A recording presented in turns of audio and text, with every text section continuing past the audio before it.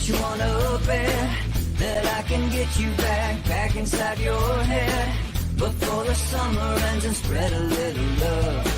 Just for a little fun, I'll make you come back to me before the rise of every sun. Baby, it's meant to be, I know you got a man, but he don't understand. You're gonna be a heartbreaker. You're such a love taker. So just suck me in and you can toss me like a cigarette. 'Cause I just wanna be a bad habit, yeah.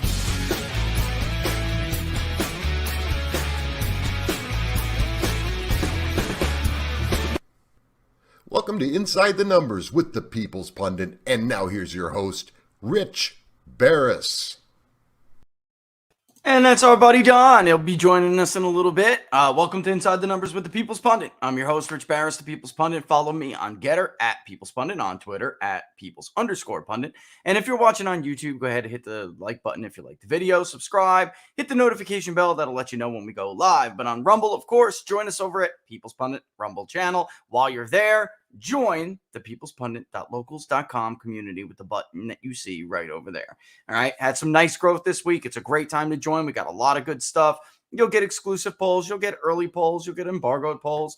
And you'll learn how we do this stuff, which is really what I think the what separates us apart, what we do from everybody else.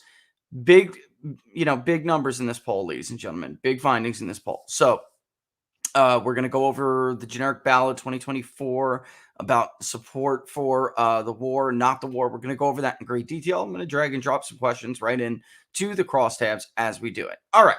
So locals, you had a chance to digest it. I forgot ideology in there. Or I know I put it in there.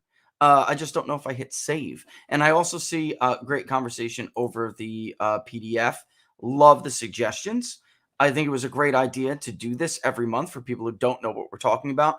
On locals, I had this idea of attaching a PDF, which I think too, also just to add to this, I think would be a great idea to add the crosstabs, the link, just a link in that PDF, and maybe a link to the questionnaire itself, so people could see, what logic was involved, what randomization was involved, and the wording, of course, of the survey totally. Because if I was to put the prompts on the crosstabs, it'll be huge. So we always release the questionnaire, but I was thinking, what else could we do to give more information? And we're going to show that in a bit. All right. So again, Dom will be on, and in the second hour, we'll have our Q&A for Free Will on Friday.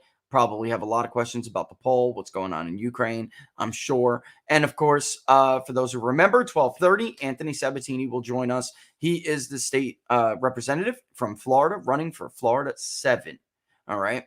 And the reason why I wanted Anthony on was to discuss what's going on in his race.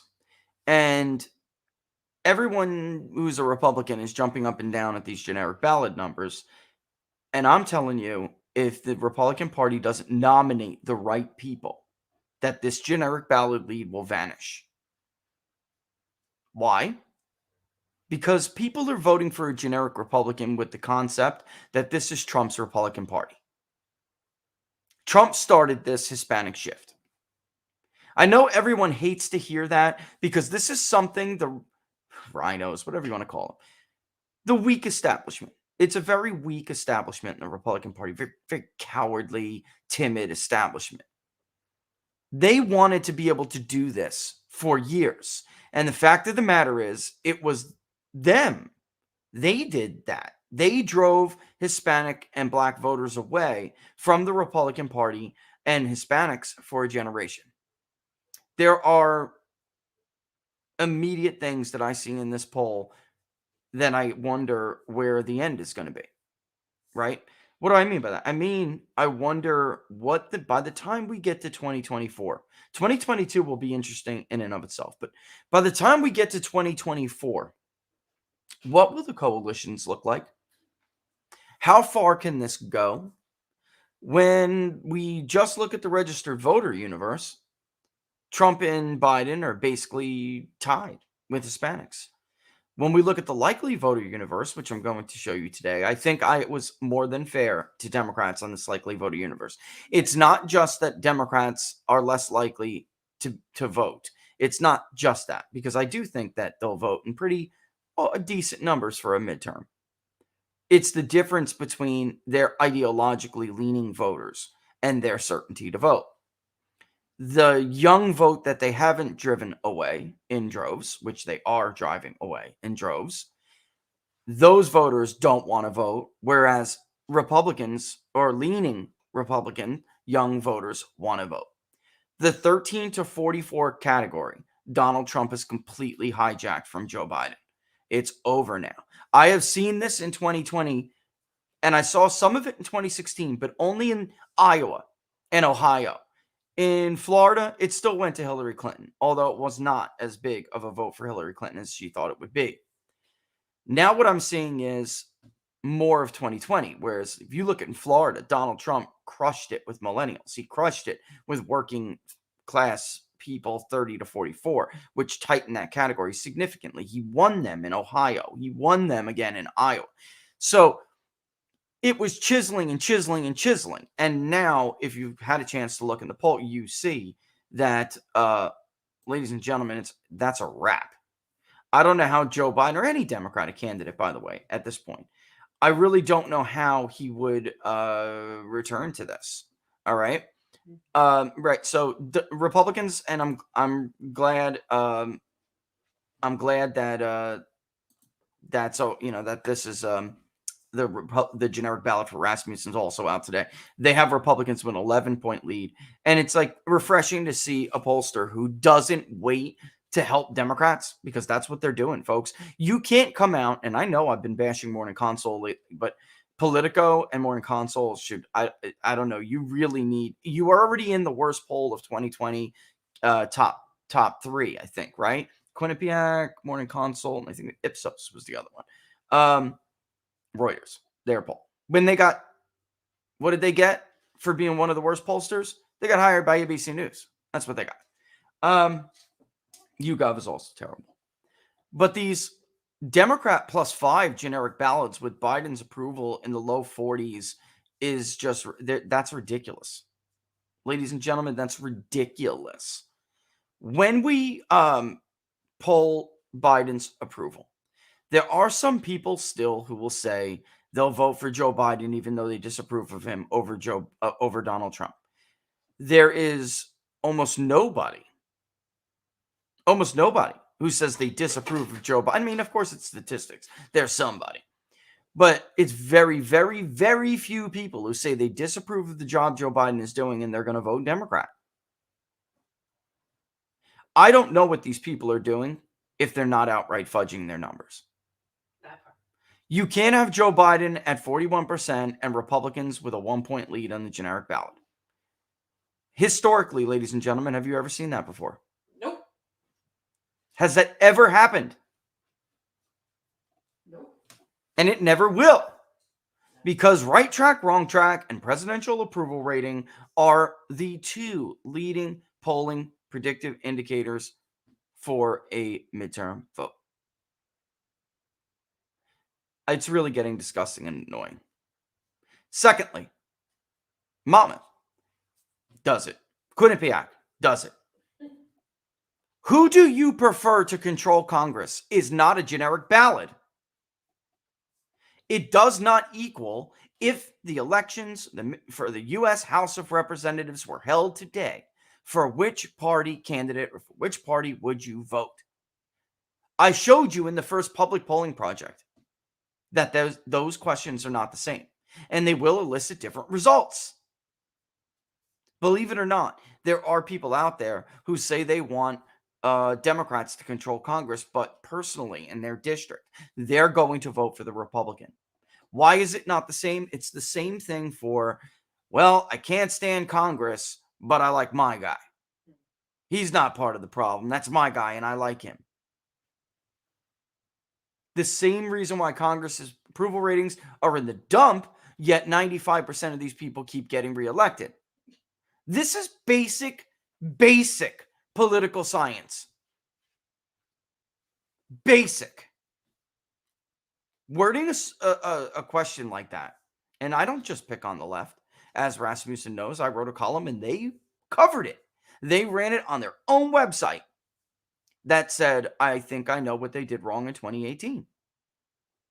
It's how they worded the question, which can confuse people. And kudos to them for saying, oh, you know what?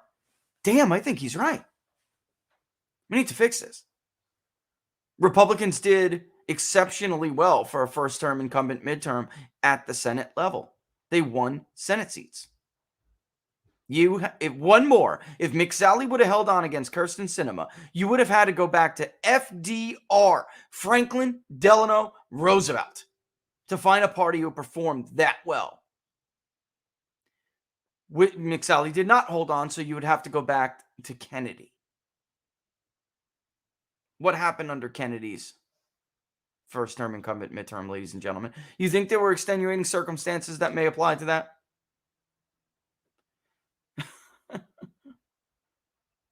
In any event, these other people just don't seem to want to like acknowledge their flaws. There is almost no way. Locals has seen the crosstabs. There is almost no way to fudge these numbers. I don't know how you get, Democrats within 1 point, let alone have Democrats leading like the economists you go for. That's insane. It's not insane. It's dishonest. Something is happening. It's dishonest. All right, so I want to talk about where the numbers are, and then I will get you guys the likely voter model in a bit. Wow, it's awfully bright in here on my camera, Laura. It's like I look like the pastel man. It's not that bright here, believe me. I don't know what's going on. Oh, it's the thing. Can you hear me? I don't know if Madam Producer can hear me over here, but I actually liked it turned down because it's the sun. Yeah, it's the sun. Can we close those? That would be fantastic because that sun's going to come up over the horizon, peek through that corner, and blast me again. All right. I also like to put the temperature to like 68 degrees when I'm doing the show. I like the cold. I lived in Florida and I love Florida, but I liked the cold a lot. That was one thing I had a hard time with. Okay, so let's talk about some of these numbers. Right track, wrong track, which I meant to put into the ticker for you guys. We'll take a look at it. Closing the blinds. Just watch the tripod. Right track, wrong track is barely an improvement from last month. Okay, last month was an all-time low, so it did come off the all-time low. That's okay. It came off the all-time low. It just wasn't statistically significant. The fact is, the sampling error is 2.1%. So any movement within a 2.1% is not really, I don't want to say it's not worth looking at, because it is fair to look at right track, wrong track, and Biden's approval rating and say, maybe the State of the Union and the war drum beating arrested his downward trend. That's possible. However, with the economic news, I don't know how much longer they can keep that up without some kind of like I've been saying, without some kind of like Gulf of Tonkin event, Lusitania event, even Pearl Harbor event. You know how I feel about that. Babies in incubator event, WMD event, Colin Powell kind of speech at the UN. Barring all of that, I simply don't see how the economic news is going to help Democrats moving forward. All right. In 2010, the title of, I think it was CBS News, the title of their headline when they released the exit polls was the political cost of economic pain. And they said, back and forth, here we have the exit polls now. They are bad for Democrats. We knew that Republicans were likely going to have a good night. The question was, are they going to have a night like Rasmussen predicted and maybe pick up 60 seats? Or are they going to have a night like our polling and other polling predicted, which meant a modest kind of Republican gain in the midterm? In the end, very clearly, they had a fantastic night. And CBS News was basically arguing that polls go up and down, generic ballots tighten, things happen. But at the end of the day, the things that predict the vote did not look well for Democrats for a year. And despite Joe Biden and then the vice president and Barack Obama, the president, and Democrats' talking points, attempting to convince the American people that we were in the summer of recovery. Do you remember that? Despite that, the people knew. And it's the same reason why Donald Trump beat Hillary Clinton. Economic depression. People knew. So Hillary Clinton could talk about, Barack Obama's economic achievements. He could campaign for her all over Florida, North Carolina, even Texas they thought they were going to take. I mean, it was ridiculous. At the end of the day, people said, we don't believe you. You may have a job number you want to throw at us. Those jobs suck. And they just didn't buy it. And I'm telling you, some of these pollsters are going to look really, really foolish if they don't get their act together, because I see a bloodbath brewing. They only make you look bad. A bloodbath brewing.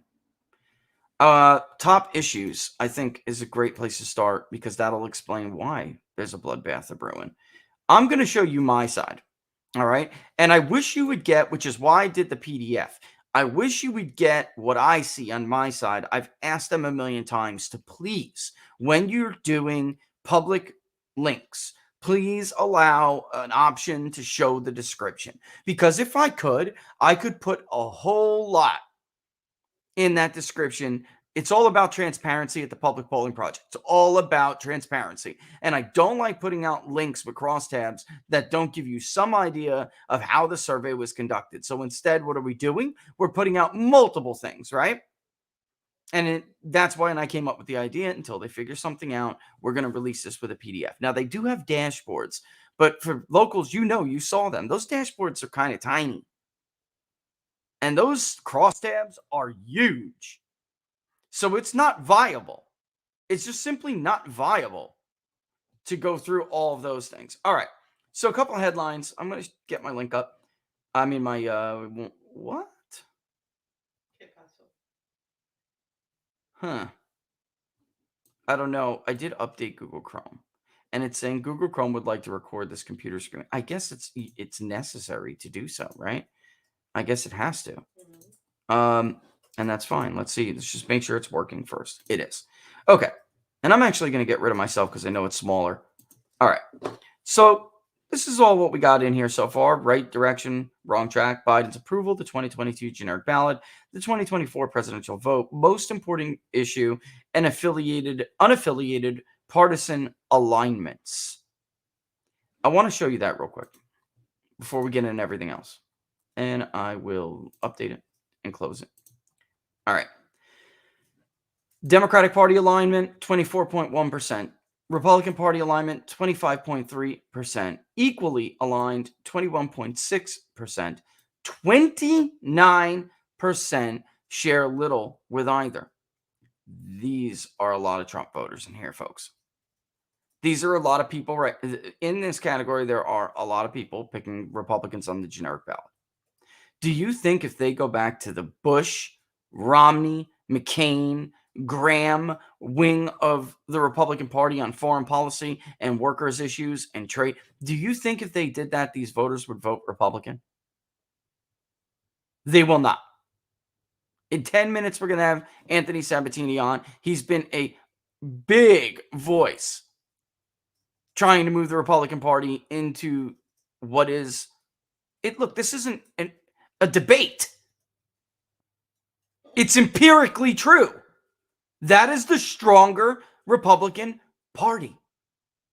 Donald Trump's Republican Party is the stronger and more diverse Republican Party. And what do I mean by Trump? And it's really associating Trump. I'm talking about Donald Trump saying the Republican Party should go back to what it used to be before Bush.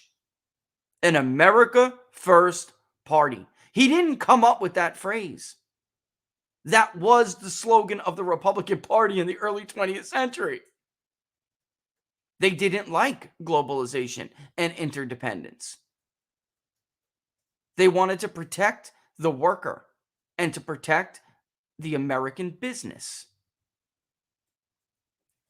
That was their slogan. By the way, men are extremely more likely to vote. That's another thing that helps Republicans on the likely voter model. So, I mean, I know you see it ticking in the screen here, but this is the registered voter universe. All right. Trump has a very large lead over Joe Biden. And here is the 30 to 44 category. Donald Trump takes 48% of the 30 to 44 category to 32.3 for Joe Biden. Ladies and gentlemen, that is a, Lord, what do they call it when like the plate shift in the earth? And I mean, aside from an earthquake, I guess really. Or a volcano. No, it's right, or a volcano, so it spews up magma or something, right? This is a big freaking deal. And by the way, you'll notice how close it is, and it's the same thing on the generic ballot with 65 plus. Seniors, I think a lot of them are kind of permanently they have PTSD, COVID PTSD. Well, I think they're permanently. Yeah, it's like, yeah, I mean, it's weird. This is the biggest category. 45 to 64 is the biggest category in the electorate, always is. And it used to be a dominant Republican category as well. It is getting closer and did in 2020, and it is remaining, even though it is shifting back towards Republicans, it is remaining a tighter category than it used to be years ago, right? And you'll see there are a lot less undecideds on the generic ballot because it's right around the corner as compared to 2024. But it's very clearly an easier path for Donald Trump than it is for Joe Biden. I don't know how a sitting president at 37% can be a viable presidential candidate. There are too many Democrats who say, I want someone else. There are too many Biden voters who say, I want someone else. And that is a major problem. I don't know how he's going to win them back, barring, again, like I said, some like false flag. I mean, some, nationalistic false flag. I just don't, I'm struggling to find a historical comparison. And we'll go over more of this when Representative Sabatini, after we interview Representative Sabatini. But again, look at ideology. Some really important stuff here. Age was huge, and I wanted to show you age. Look at ideology. Joe Biden's now down to only 9% among conservative voters. Donald Trump is taking 13% among registered voters. Among likely voters, that goes up to a little over 17. I think it teeters on 18. I think if you round up, that's massive. Trump leads 47-40 with leans and on the likely vote. All right. So Biden gets up to 40. But I'm telling you, Laura, honestly, how much, because you heard me really struggling with how bad Biden is doing. And I was like looking to see where there could be a potential, something that I'm potentially missing. Yes. How bad is this man's raw data? It's really bad. And then I've never seen that before. More than generous.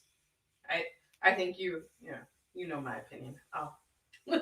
Laura thinks I'm too favorable to Joe Biden. She thinks I make decisions that if it wasn't Joe Biden, maybe, that I maybe wouldn't make. All pollsters have these assumptions that they make. Sometimes you got to make a judgment call. That's why it's, just as much an art than a science. You have to make a judgment call. And some voters, I believe, that lean to Joe Biden. Laura makes a strong case that those voters are not credible. Yeah. And I look, sometimes in interviews you have, someone's full of crap. And you have to use your judgment.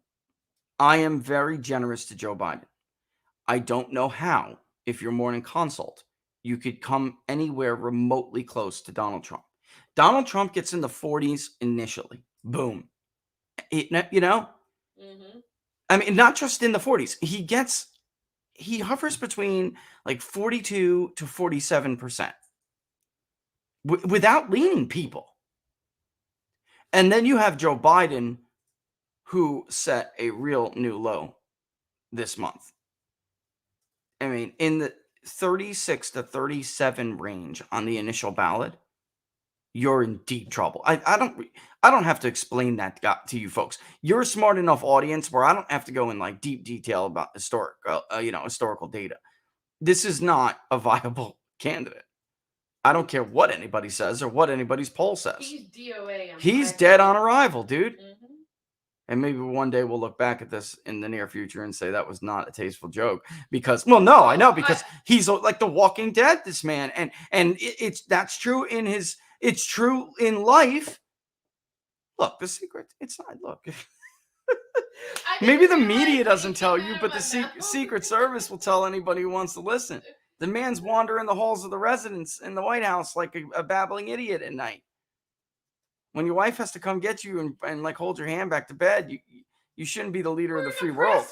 When he had a presser, my God, trailing behind him like a good little boy. Oh my! And in the polls, I mean, we're laughing because it's like a joke, but in the polls, it's like the empirical version of what you see with your eyes. And I don't know how anybody's going to drag this man along. I don't know how he would win again. If he did run, it's just too much. Let's look at party detail again real quick. I mean, Trump has got a very, very significant lead when it comes to independents and now even third-party voters, even though most of them still say most of them say someone else. They would vote for their third party, like a Jill Stein or Howie Hawkins if he got on the ballot, right? And that's the question. Because Democrats were very good at keeping Howie Hawkins off the ballot in a lot of these states. And they're Joe Jorgensen voters kind of person.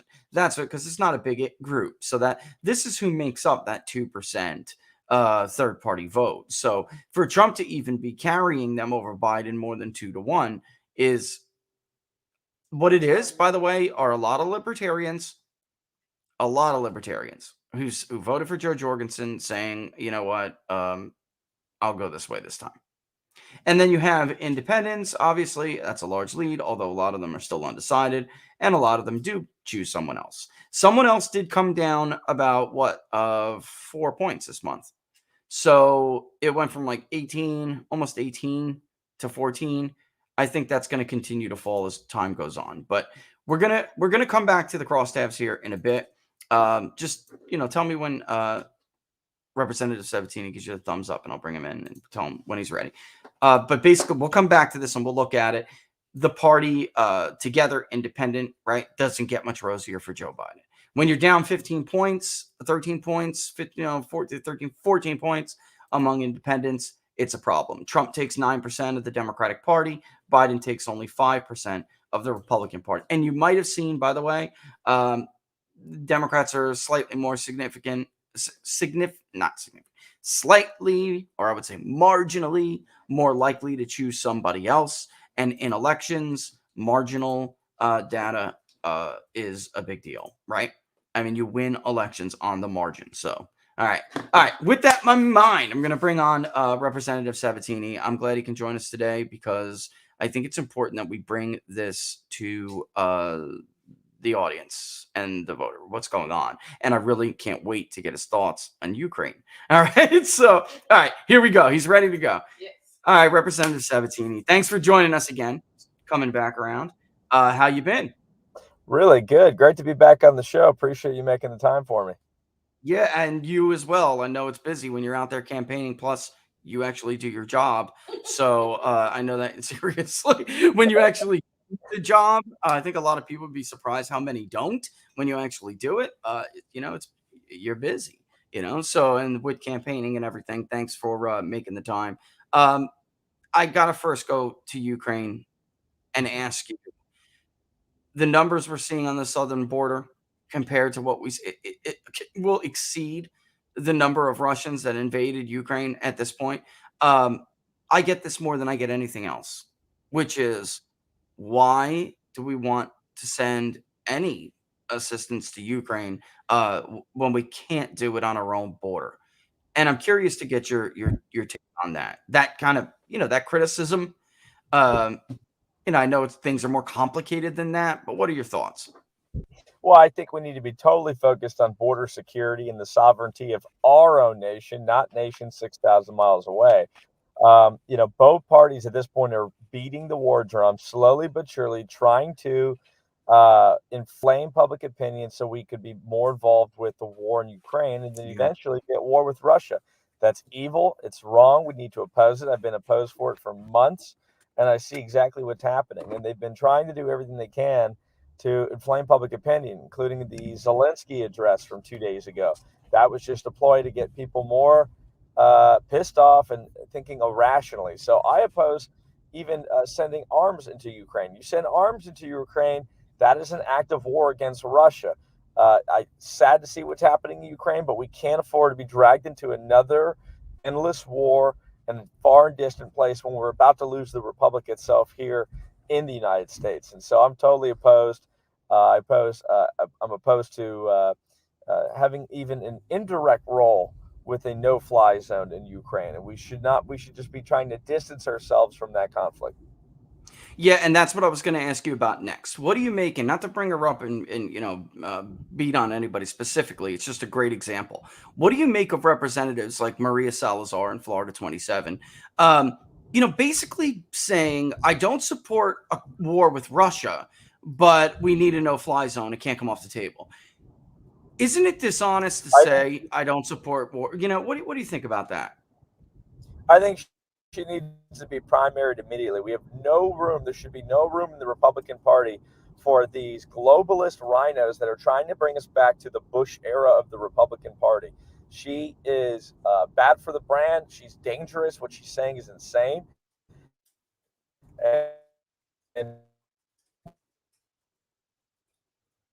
Oh, looks like his internet is giving him a hard time. Oh no, what he was doing too, because I wanted to bring it up. Yeah, his internet dropped.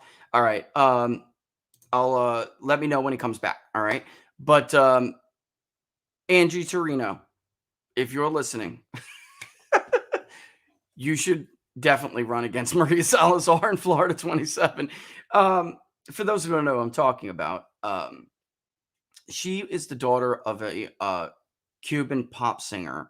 I would say he's a Cuban singer, and he is beloved in the Cuban community.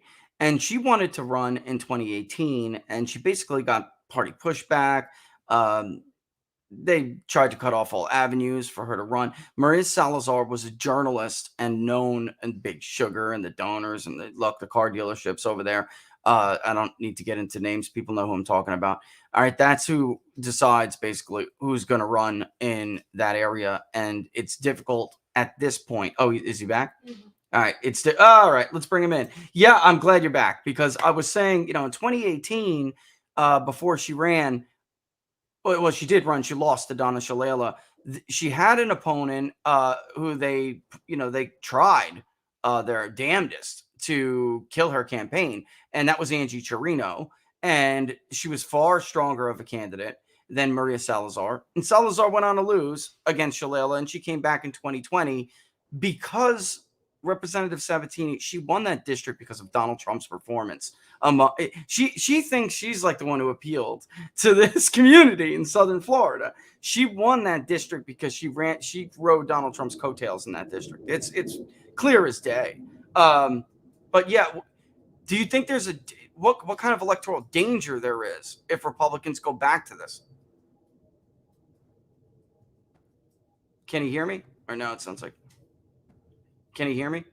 I don't think you can hear me, Laura. Yeah, he can't hear me. That stinks. But I took him out. Just tell him when he's good to go. And if he's got problems, we'll have him back. But yeah, basically in that it looks better. Now he clicked off. He had problems in a district in 2016, and that was the area of Florida where that's a small part of it. But he added about 200,000 more votes than he had in 2016. So it didn't matter that he may have slipped a little bit in areas like Pinellas. It was just too much. It was overwhelming. And I really don't think, because this is how the Republican Party thinks. They think and I have to just be brutal here. They think because she's a female and she's Hispanic, she will attract the Hispanic vote. That's kind of the rate. Laura's blowing up and behind the camera, because we hear this all the time out of their own mouths. They think that it's somehow, I don't know, a mystery that a white billionaire from Queens, New York, did the best out of any Republican candidate in decades and decades among these voters. They think it's somehow a coincidence, and that it's rather racist of Laura. Is this not a racist view? Let's be honest here. Is this not a racist view that Hispanics vote for last names? Wait, so I'm so dumb to not actually vote based on your values or what you stand for. So I'm dumb, and the only reason I'm gonna vote for you is because your name ends in a certain particular vowel or es or os. Like, unbelievable. The South Florida poll before 2020. It is probably the most detailed South Florida poll of Hispanic voters in South Florida. And before 2020, they made it very clear. It has nothing, that's not why they were voting for Donald Trump, and they were going to. And by the way, they got Trump's margin right with Cubans. And they predicted what we predicted, which was that this Venezuelan, this new, tens of thousands of them, upwards of 70,000, were going to vote, 70+% for Donald Trump. And why? It was his policy positions. Read that PDF, folks. Go back and read it. It was because every single policy, they agreed with Donald Trump. It had nothing to do with anything other than policy. Do you want to get involved in foreign conflicts? No. Do you think tariffs should be used to negotiate a better trade deal for the United States? Yes. Do you like government-centered solutions to healthcare? No. I mean, it's just one after the other after the other. And by the way, traditional things that Republicans will not support, and it does look like we got him back. Can you hear me now? Are we good? Yeah, we're good now. Sorry about that. That's cool. Think tech happens. We understand. And you're traveling and you're busy. But what I was saying, and really I'd like to get your reaction, is what danger lies for the Republican Party in going back to this, as if there is no significance that a white billionaire from New York City crushed it in South Florida. Let's be honest. There are people in the Republican establishment who believe Maria Salazar can go back to being a Romney Republican or a Bush Republican because she's a female Hispanic and she's still going to do well in Florida 727. That's nuts. But I'd like to get your reaction to it. Yeah. Now, anybody who's making the argument that her views have something to do with her electability is foolish. The invade the world, invite the world, old, outdated Republican ideology of the Bush era is not popular. It's not a winning strategy. It has nothing to do with why we've become a more dominant party, especially in the state of Florida. That's because of Donald Trump and the MAGA agenda. So those people are kind of foolishly asserting something that's just not true. The truth of the matter is she's just part of a unique class. She's an elite liberal in the Republican Party that believes that the voters of the Republican Party are wrong, and she's going against the wishes of the party. She could lose in a primary if there was a strong option, a strong alternative in the primary. And I don't know who's filed, but she needs to be removed from the party. She's dangerous, and I'd rather just not have that seat at all than have somebody like that that's espousing basically views that are either identical to the liberal ideology of the Democrat Party or in some cases even worse. Yeah, the Dignity Act, is that or is that not? Is it not disingenuous for her to claim this is not an amnesty? It's a complete lie. She's saying that because she's trying to confuse people into what it is. And a lot of times you'll see this with people who are espousing unpopular views within the Republican Party. They'll say, well, this isn't exactly what you think it is. It's more specific. It's more nuanced. It's unique. It's different. You have to understand it's just different. But no, at the end of the day, it's a major step towards amnesty. It really is amnesty. It's de facto amnesty.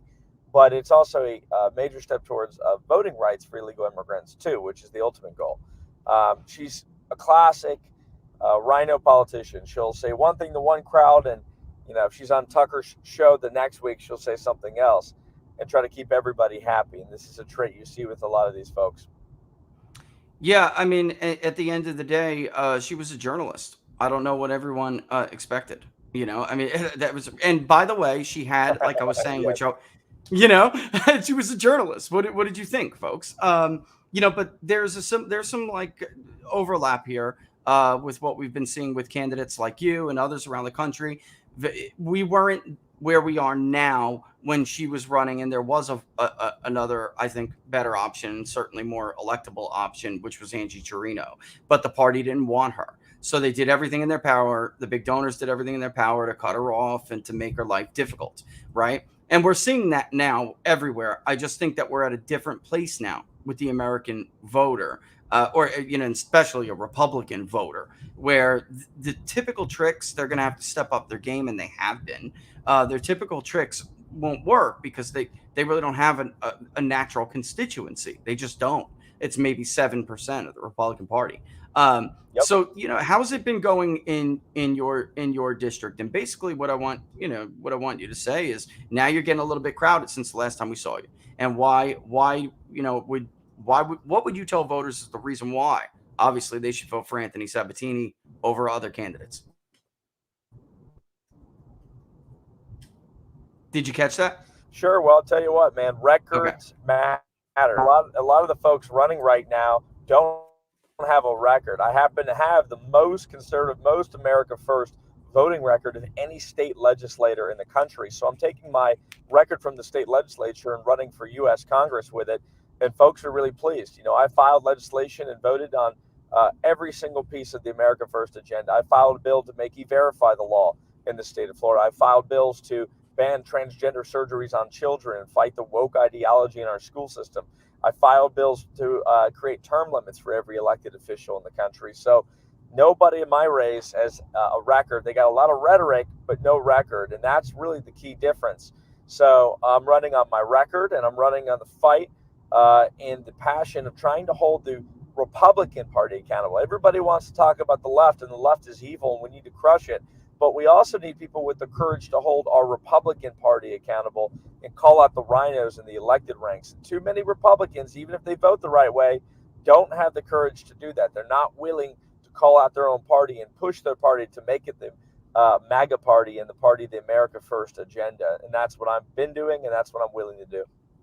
Yeah, you wear it on your sleeve. You do. I mean, there's just no, there's a very much like your governor. I was with him a couple of weeks ago, and he basically said, unfortunately, almost verbatim what you just said. Unfortunately, there are just too many in our party who care too much about what the media writes about them. They care too much about other things except for keeping those promises that they made to the voters. And he knows when he's right. He knows when he's on the side of the voter, and he sticks to it, which tells me if you get elected, there's going to be a different priority for this new Congress than if, if the establishment was to have its way.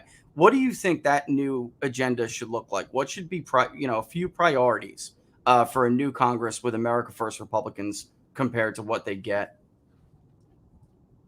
For me, the top three issues for me personally, and just because of the immediacy of the issue, number one is ending this COVID tyranny, firing Fauci and immediately launching an investigation to prosecute him. I think he should already be prosecuted for perjury. We've caught him with numerous lies to Congress, and I've spoken extensively with Senator Rand Paul about this, who's also endorsed me for Congress, by the way, about opening up an entire investigation into the origins of COVID and the lies surrounding the protocols and ending these vaccine mandates. That's number one, the COVID tyranny. Number two, I would say, is breaking up big tech. We have to stop the censorship and enable the flow of information again. We're not going to win elections if people aren't allowed to express themselves and talk openly about the political issues today. So for me, that means breaking up big tech, because I don't believe Section 230 reform, although it's a very good thing, is far enough. I think these are cannibalistic, evil corporations that are really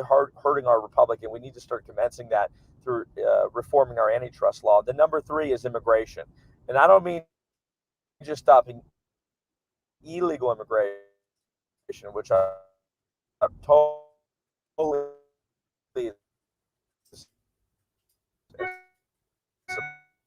supportive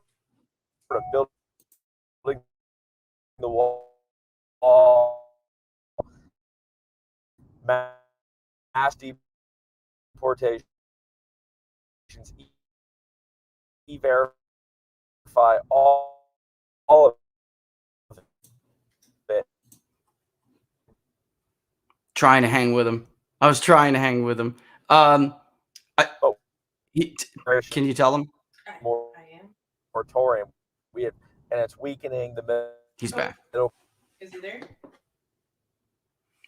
No, he's not. Class and the working class of American.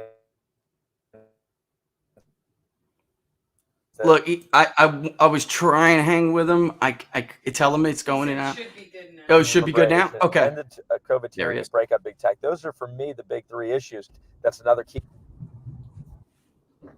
Yeah, you broke up quite a bit, but they got the three of them. Immigration got, you were cracking in and out on immigration. I heard some. I don't know how much the viewers did. But before we lose you, where can people go and check out more about you, where they can find you? And I don't know how much time we got before it drops, but try. Yeah, it dropped. Laura, you can give people more info. All right. But it crashed out. What he said was, in case you didn't hear it, that last one was immigration. He was talking about not just current levels of illegal immigration, that the system itself is broken. That's what I probably could hear a little bit more. E-Verify he brought up. And look, at the end of the day, it's wiped. Yeah, at the end of the day, there will be a different agenda. Look at Kevin McCarthy's, and look, I'm not trying to dig on Kevin. The bottom line is he's going to have a very different agenda, and they're trying to speak to this issue of parents' rights and cost of living. But you can tell it's awkward for these people to do that. They really don't know how to talk to voters about it. And it's, Don and I say this all the time. He's going to be on in a bit. Cost of, inflation. People don't know what the hell that means. I mean, the truth is, many do. But, for a younger voter who is maybe in college, would flirt with the idea of voting Republican, you're not speaking to them when you say inflation. Even some older people, they're on a fixed income. Yeah, they got to worry about things like that. But they're not really hearing you when you're saying, inflation is out of control. It's skyrocketing. Now, that's not everybody. But in cost of living issues mean different things to different people, right? If you're an older person, then you are on a fixed income, perhaps. So you're much more concerned if you have a mortgage still, like with what we saw from the National Association of Realtors today. That wasn't just a big miss. It was a sad miss. I actually, with the last 10 minutes, and I'm shame we dropped Anthony Sabatini. You guys can check him out. You can find him at SabatiniForCongress.com. SabatiniForCongress.com. And on Twitter, when we put out the thing, his Twitter handle's there. Look, folks, he said something that I think is really important. At the end of the day, everyone's going to talk during the silly season. Everyone's going to give big, tough speeches, right? And Maria Salazar, for instance, is a great example. She's going to go on Tucker and try to sound like some conservative firebrand, America Firster. Tucker didn't let her get away with it, but she's going to get away with it everywhere else. They're just going to let her roll with it, right? The end of the day, the record is what matters. The end of the day, you know what people will do by their prior actions, not by the things they say. And I don't know who comes. It's not even a question in that race. It's not a question. I mean, if you support the America First movement, there's no option. This is not even a choice. All right.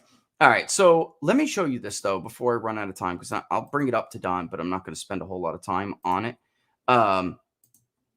This is a big deal. Why? Because we have the Saudis selling oil to the Chinese in their own currency, not ours. And that's going to happen. Biden's, I said to the lawyer this morning, you have a lot of conservatives and a lot of Trump supporters, generally that say, and Don's one of them, he will say, this is not an accident. You can't screw up this badly.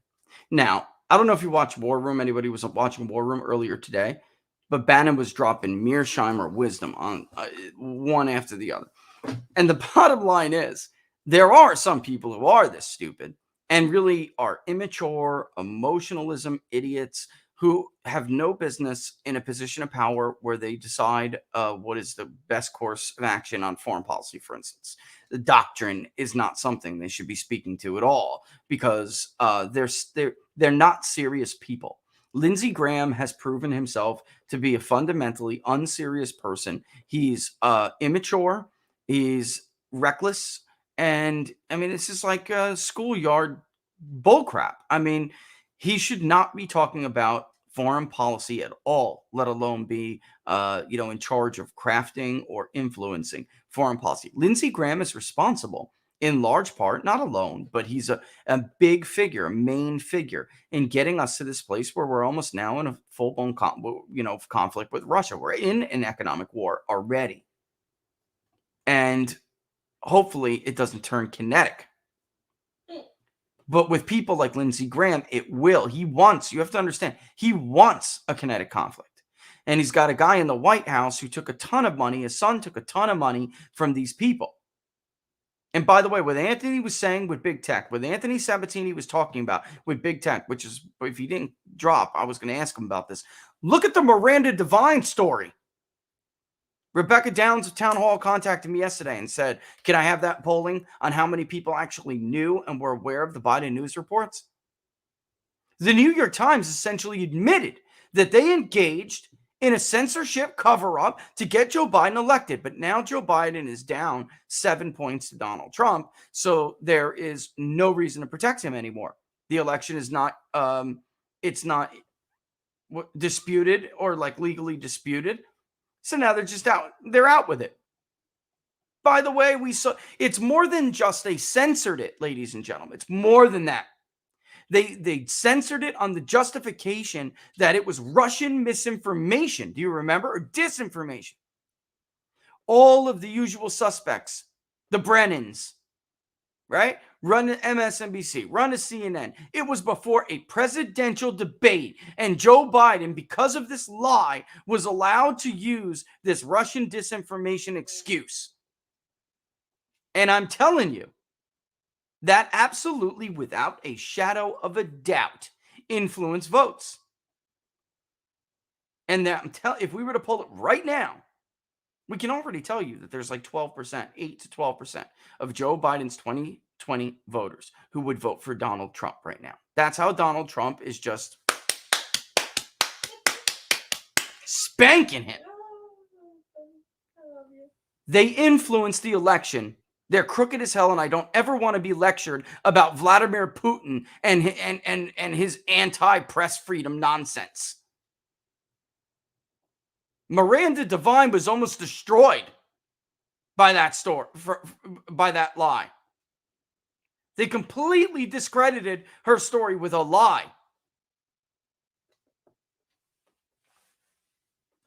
You guys like that? I can see you guys like that. I did. Smack him around. One more time. I mean, that's it. I mean, he's whooping him like, what was that old expression? Like a red-headed stepchild, boy. Yeah. He's going to crush him. Existing home sales fade. They fade. They collapsed. 7.2%. And look, it can be a volatile index.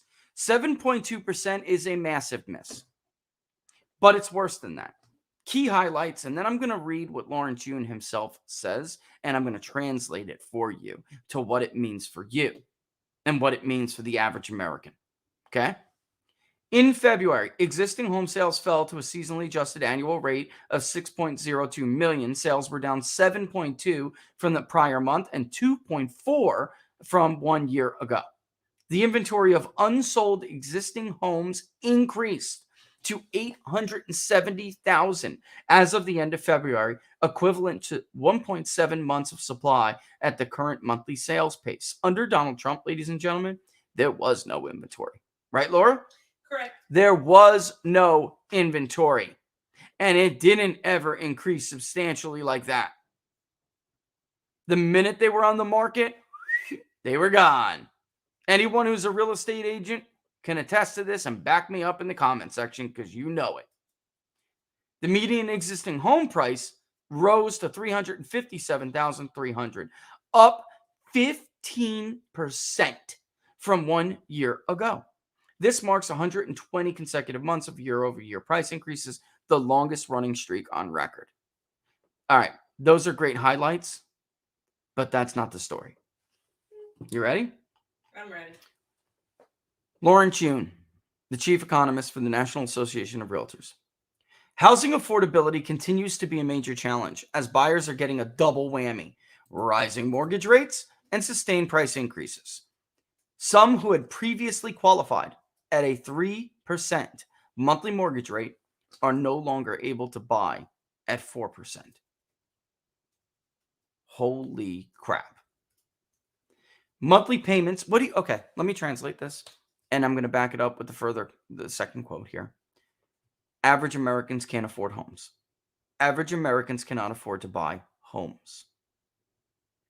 We need to raise rates, ladies and gentlemen, because inflation is going to kill us, especially if the old dollar is no longer the standard. If great powers are not using the dollar to back oil, we're going to be screwed. We don't have $30 trillion. You understand? We saddled my 10-year-old daughter with a debt she can't pay. And once upon a time, everyone was tricked into believing that didn't matter because the dollar. That's bullcrap. Nothing lasts forever. The Romans thought they were going to be around another 1,000 years. That didn't happen. Didn't pan out. It led to the dark ages. How dark are the ages that we're headed for? I don't want to know. Hopefully. Monthly payments have risen. Monthly payments have risen 28% from 1 year ago, which interestingly, Yoon says, is not part of the consumer price index. You understand what he's saying?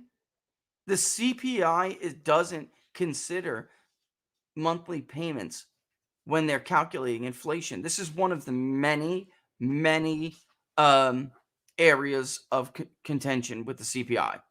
There are a lot of things that people believe should be in the CPI. Housing payments, mortgage payments, the increase of mortgage payments is not.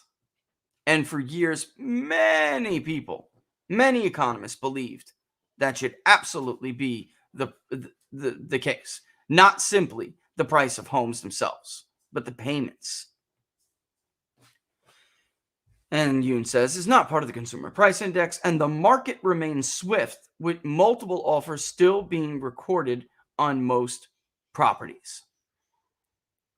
Total housing inventory at the end of the month totaled 870 units, as we said. All right. Yoon notes that the rising rates and escalating prices have prevented many consumers from making a purchase. Now, I need to disclose this. It is in the interest. Listen, the National Association of Realtors, though they do release economic indicators that are widely viewed as credible, they are a special interest group. It is not fair to call them, it is not accurate to call them an impartial market observer. They are not.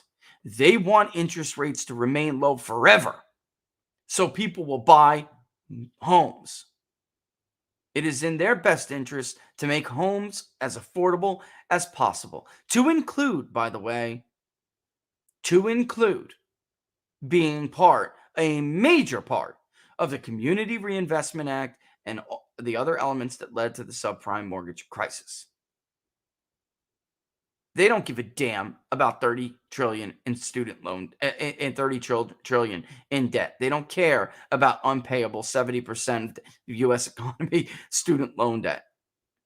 They don't care about any of that. They want to sell houses and they want to put money in their pocket, even if it means that money may be worthless in a year from now. The sharp jump in mortgage rates and increasing inflation is taking a heavy toll on consumers' savings, Yoon added. However, I expect the pace of price appreciation to slow as demand cools and as supply improves somewhat due to more home construction. He's been saying that for a while. The Fed the other day said he expects the inflation's just going to keep going until the third quarter of next year or second half. But these people, and I'm not viewing as a special interest group. All right. So you have to understand where he's coming from. But the Fed, to pretend like there's some, silver bullet or some etherical force that's going to stop the rise of inflation, he has no idea. He has no idea what that is. He's talking totally out of his ass. He has no idea when inflation is going to stop rising. He should worry less about making predictions that never come true, which he does and has been doing even under Donald Trump, and more about doing his damn job, because he's got to hike interest rates. He's got to. A one-room house with an outdoor porta potty is now going for $250,000. And it's not really funny because it's absolutely true, and you know it. CPI is a lie. It's a status lie, Brandon. Yes, it absolutely is. The CPI is not the true number for inflation. It is not, and it hasn't been for decades. People know that. Can construction keep up with the BlackRock's determination to buy up as much housing as possible? Blackfish, I'm so glad you said that, because who is actually buying up these properties? Something Lawrence Yun really doesn't want you to know about. It's the hedge fund managers. It's the globalist money managers like BlackRock. 28%, I believe, of all home purchases pending, and they have the pending home sales index, which tracks when you go into contract, when you're into you're going through the process of buying a home. That's what it tracks.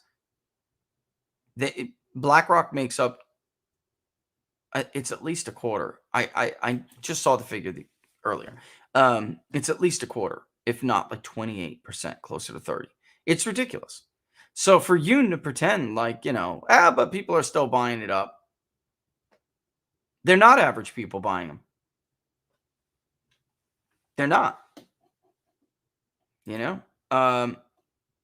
So here we go. And John, you're going to the beginning of the stream. You're going to watch it from the start. Look, have a great weekend, John. All right. I saw that in the corner of my eye. Everyone, and normally I don't have a chance to be, to say that stuff. But I did catch it because I was looking at other comments. When we come back, we'll look at more results from the poll. We'll talk to Don Smith. We'll take your questions. All right. And again, locals, you can look at it now and you'll see ideology there. I don't know where the hell that was. We'll do the registered voter economic confidence index later today. I'll calculate that. It does look like it came up a little bit in some areas, but I never try to foreshadow it until the indexes are actually calculated. For those who don't know how we do that, I've put that on locals. So check it out. All right. With that in mind, here it is. 2 minutes, 30 seconds. Bad habit is always the bone band. Don't go anywhere. We'll be back with Don Smith and your questions.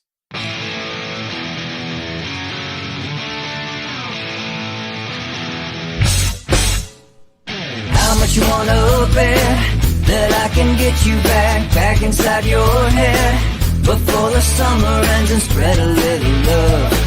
Just for a little fun, I'll make you come back to me before the rise of every sun.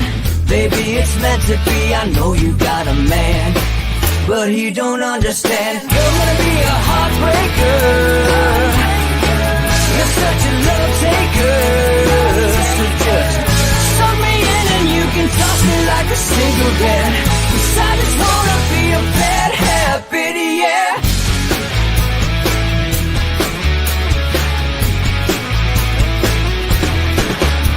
There's rhythm in our love, it's impressive, excessive.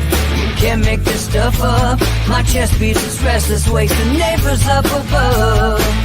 Yeah, baby, come and show me love. Baby, come and show me love. Because you're gonna be a heartbreaker. You're such a love taker. So just suck me in and you can toss me like a cigarette. 'Cause I just wanna be a bad habit, yeah.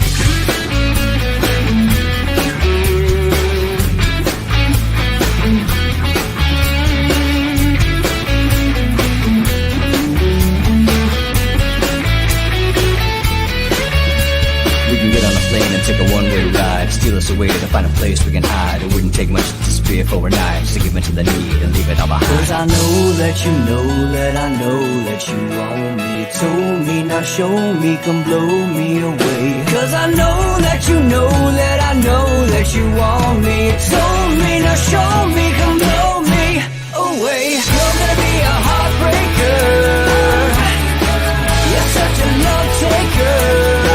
So just suck me in and you can toss me like a cigarette. Cause I just wanna be your bad habit, yeah. You're gonna be a heartbreaker. You're such a love taker. So just suck me in and you can toss me like a cigarette. Cause I just wanna be a bad habit, yeah. Suck me in and you can toss me like a cigarette. Cause I just wanna be a bad habit, yeah.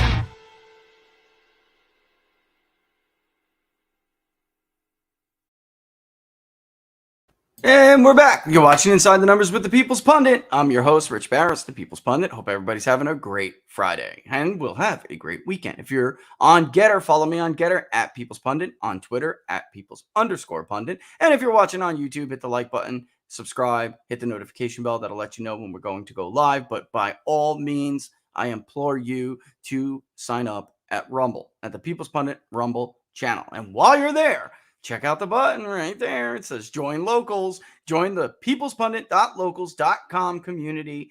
And also, by the way, the merch, send us those pictures of the merch. I told you those things were comfortable. I got somebody yesterday was like, I wear this thing every day. I'm like damn near, I'm every day in this hoodie. It's going to get warmer soon, so you'll need the t-shirt. I'm telling you, t-shirts are equally cozy. I am like a little bit picky, right, Laura? Right? I'm a little bit picky. And look, Don, I see Don laughing because he knows, man. I used to be a bit of a, like, look, I will wear, I'll buy 3 of the same shirt if I like that shirt and how it feels. I'd rather do that and have people think I'm wearing the same shirt every damn day than wear a shirt I don't like. All right. And I'll Don, right? Because, you know, there's nothing more important than being comfortable. And I wanted to make sure that wherever we got this merchandise from, it was comfortable. I see over here. Yeah. So with that in mind, definitely, you know, sign up. It's a great time to sign up to the peoplespundit.locals.com community. Polls galore. All right. Because we're going to be doing more. By the way, the new public polling project is up. People were overfunding the other one, which was being used to counter for the one we had a deficit on. It is up. I don't know if anyone has seen that yet, but yeah, so somebody asked me about a monthly reoccurring. Where can I do a monthly reoccurring? We do have the ability to do a monthly reoccurring payment, but we weren't always thinking we were going to be able to fund a monthly poll. At this point, our donor base has grown, so, or contributor base, I would say. It's not, they used to use that word donor, and people think like, you know, but it's public contributions, and that has grown now, so the burden is less. And because the larger the base of contributions are, the larger the contributor base is, the less of a burden it falls to everyone who funds these things. And there isn't, if I know, like right now, this is the March 2022 poll. The one that's up, the form that's up now is for April. If, let's say, we hit this April target like pretty solidly, then I will add that. I just haven't enabled it. I will add the monthly reoccurring option if we get to that place. All right. All right. So with that in mind, I'm going to bring on my buddy, Don Smith. And I saw your request for the link real quick. When I bring on Don, I'll put the link in for the public polling project. All right, my friend. Lost connection there with Anthony Sabatini. I hope you're not going to glitch on me. I hope not either. No, I was looking forward to that too. Me too, man. And I had a question to follow up with. And, you know, it is what it is. We'll have to have him back on. He works. He does. He works, unlike other people. So, you know, I can't be mad at the guy. He's running all over the place. He's campaigning and doing his job, which is something, holy crap. I know it's like you know, this really like novel concept with politicians. But Anthony is a warrior for America First. The guy never stops. Conviction. Conviction. By the way, for folks who didn't see on Don's Locals channel, he did a great interview with Anthony Sabatini. You should go check it out. Thanks. Listen, buddy, I sent you the poll. Thoughts off the bat? What do you think? Yeah, I've been waiting for all this data to come in, and so yeah, going through it, it's impressive. And There's a lot of other questions I got to add, but go ahead. yeah, and I can't wait to see those either. So yeah, a lot of great stuff in there, and it's good to see where we're at right now. I mean, there's so many important issues going on right now, and it looks really good. I mean, for the R's, it looks good. We'll see. we have a tendency to sometimes give that stuff away. So I think if people focus on this kind of stuff, the information you're putting out there, and if they put that as part of their messaging, and tell what they'll do about it, right? That's one of the things about Anthony Sabatini that I like, is he's solutions oriented, and I like that. So if they can figure out how to do that and how to use that data, that's the thing. It's great to gather all this, great data and know where everybody's at, but you got to know how to use that. Then that's always the next step, and it's the key step, really. So yeah, really interesting stuff, and I look forward to seeing more of it as it comes out. Don jumped right at me, 30 to 44. Holy crap. Donald Trump has essentially hijacked the 30 to 44. Donald Trump has an 18-point lead with that group, and Republicans, their lead, 4 points. Yep. That's a little bit of a warning sign for them. That's why it's like we have people like Anthony on. Look, you go the way of Maria Salazar. You go the way of Lindsey Graham. You go the way of Mitt Romney, George Bush. You're finished. You are finished. You may have one moderately good election, and then you're going to get your kicked in 2024, and you're going to just get smoked for the next generation. Is that really what, is that the way the pro-family, pro-America party really wants to play it? This is so stupid. I can't, it's right out. It jumps right out at you. Black voters, Don, holy moly. Black voters with Republican. Now, look, Republicans are having decent gains, too, with minorities. They are, but not like Donald Trump. They're down 4 points for 5 points to their Democrats with Hispanics. That's a big gain. Don't get me wrong, but they're still down. Donald Trump is tied in the likely voter model with Joe Biden, 45-45, or 44-44. That's actually misspoke about that. And then even with registered voters, they're basically tied at 40. I mean... so everywhere I see, maybe Republicans do a little bit better with the white vote, but, they are actually getting 15% of the black vote in this poll. Donald Trump's getting nearly 20. Yep. Nearly. And folks, I polled all 2020. So don't tell me it's some crazy, weird thing. Oh, minorities are overstated with Republicans. Not in my polling, they're not. And never have been. Right, Don? How long have you been looking at our stuff? Yep. It has always been 12, 13%, 14%. Donald Trump did better with black voters in 2020. He did, without a doubt. But the fact of the matter is we never had him at these levels ever. So it's real. Get over it. And Glenn Youngkin, I told you that crap was going to happen. And Glenn Youngkin ran a great campaign. He did not run the Rhino campaign that so many people thought he was going to run. That he didn't. Right? Wouldn't you agree? Yeah, absolutely. Yeah. And when you talk about the polling, and I've talked about this a lot, and that's one of the reasons I put so much into your polling data, is when you play with the weighting or you play with the questions, right? The words matter kind of part of it. When you play with those things, you have a hidden agenda, and that's the bottom line. Right. And it changes everything. And that's why they do it. So. Yeah. And that's exactly right. And I'm getting to the point where I can't believe this. Everybody knows. Who do you prefer to control Congress is not a generic ballot. It's not a real generic ballot. Why are we having these discussions? Why should I even have to tweet that? That is not the same as thinking about the midterm elections or thinking about November or whatever. If the elections for the U.S. House of Representatives were held today, for whom would you vote? That's not the same. And I have shown in the very first public polling project we did, where we asked the generic ballot. I showed people that on purpose. Remember? I said, look, here's the numbers for the generic ballot. Here's the numbers for preference for control of Congress. And then we took it out because I proved my point. I demonstrated my point. It's not the same question. It's simply not. It's like everybody hates Congress, but they love their guy. It's why these guys, 95% of them keep getting reelected. Congress has a 10% approval rating, yet they all keep getting reelected for the most part. It's the same thing, guys. I can't stand Democrats, but this Democrat I like. you know, or Republicans. No, I'd never vote Republican, but you know, I like her. You know, this is what people do with their own person. And to ask preference over an actual vote preference for control over an actual vote preference, Don, that's got to be intentional. Yep, absolutely. Yeah, absolutely. It's got to be. It absolutely, yeah, and that's what they do. Like, you know, again, that's what we've talked about for years is what they do, how they manipulate things.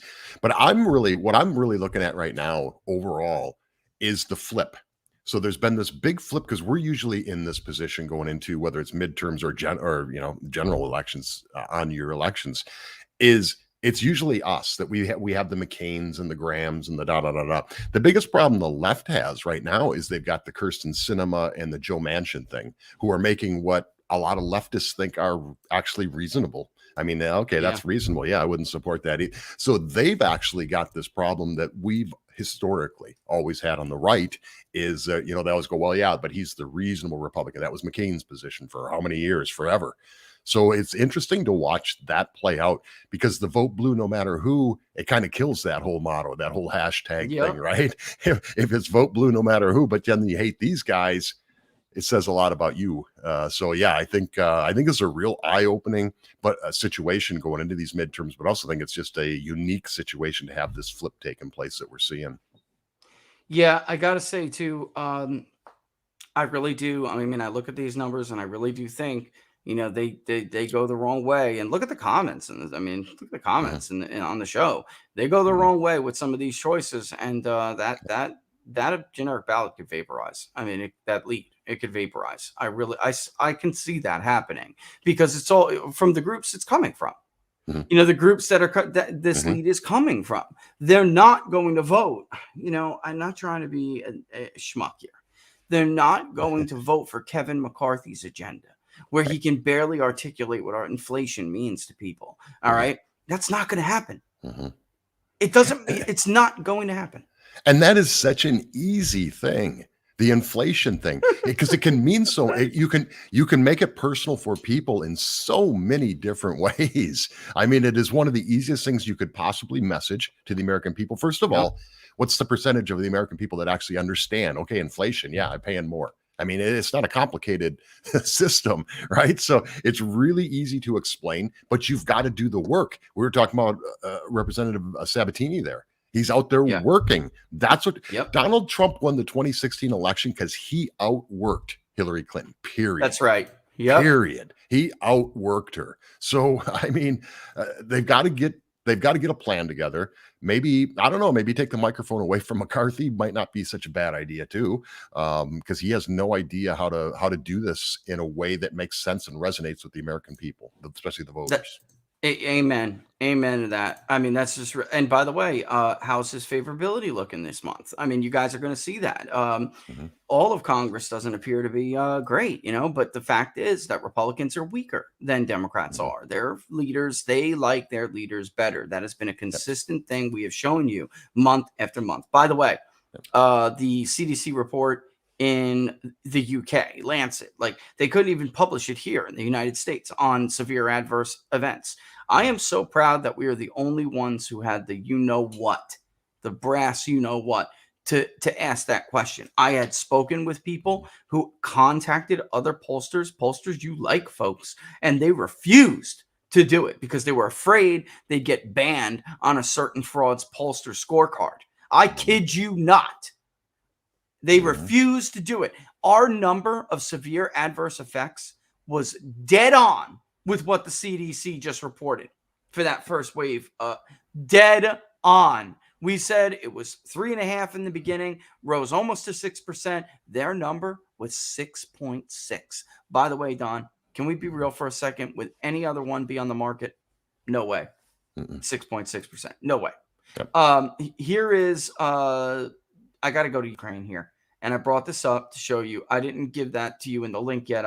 Because I just dropped it in there now, and it's ugly. Like I always fix how pretty things look for people. But they're all jumbled up here. This is support, somewhat support. Here's strongly support. I gotta fix it. But U.S. and basically what we said was, do you support or oppose the following actions in Ukraine? U.S. declaring war on Russia and sending troops to defend Ukraine. If Russia begins to lose. So let me actually, because I don't want to be accused here of saying this wrong. Let me pull this up. And read you the prompt, because it's take me 2 seconds. Let me read you exactly how the prompt presented this to voters. All right. And here, we're getting there. All right. Jump to page. That's trusted institutions, which actually in some of them were higher than I expected because of that fair amount option.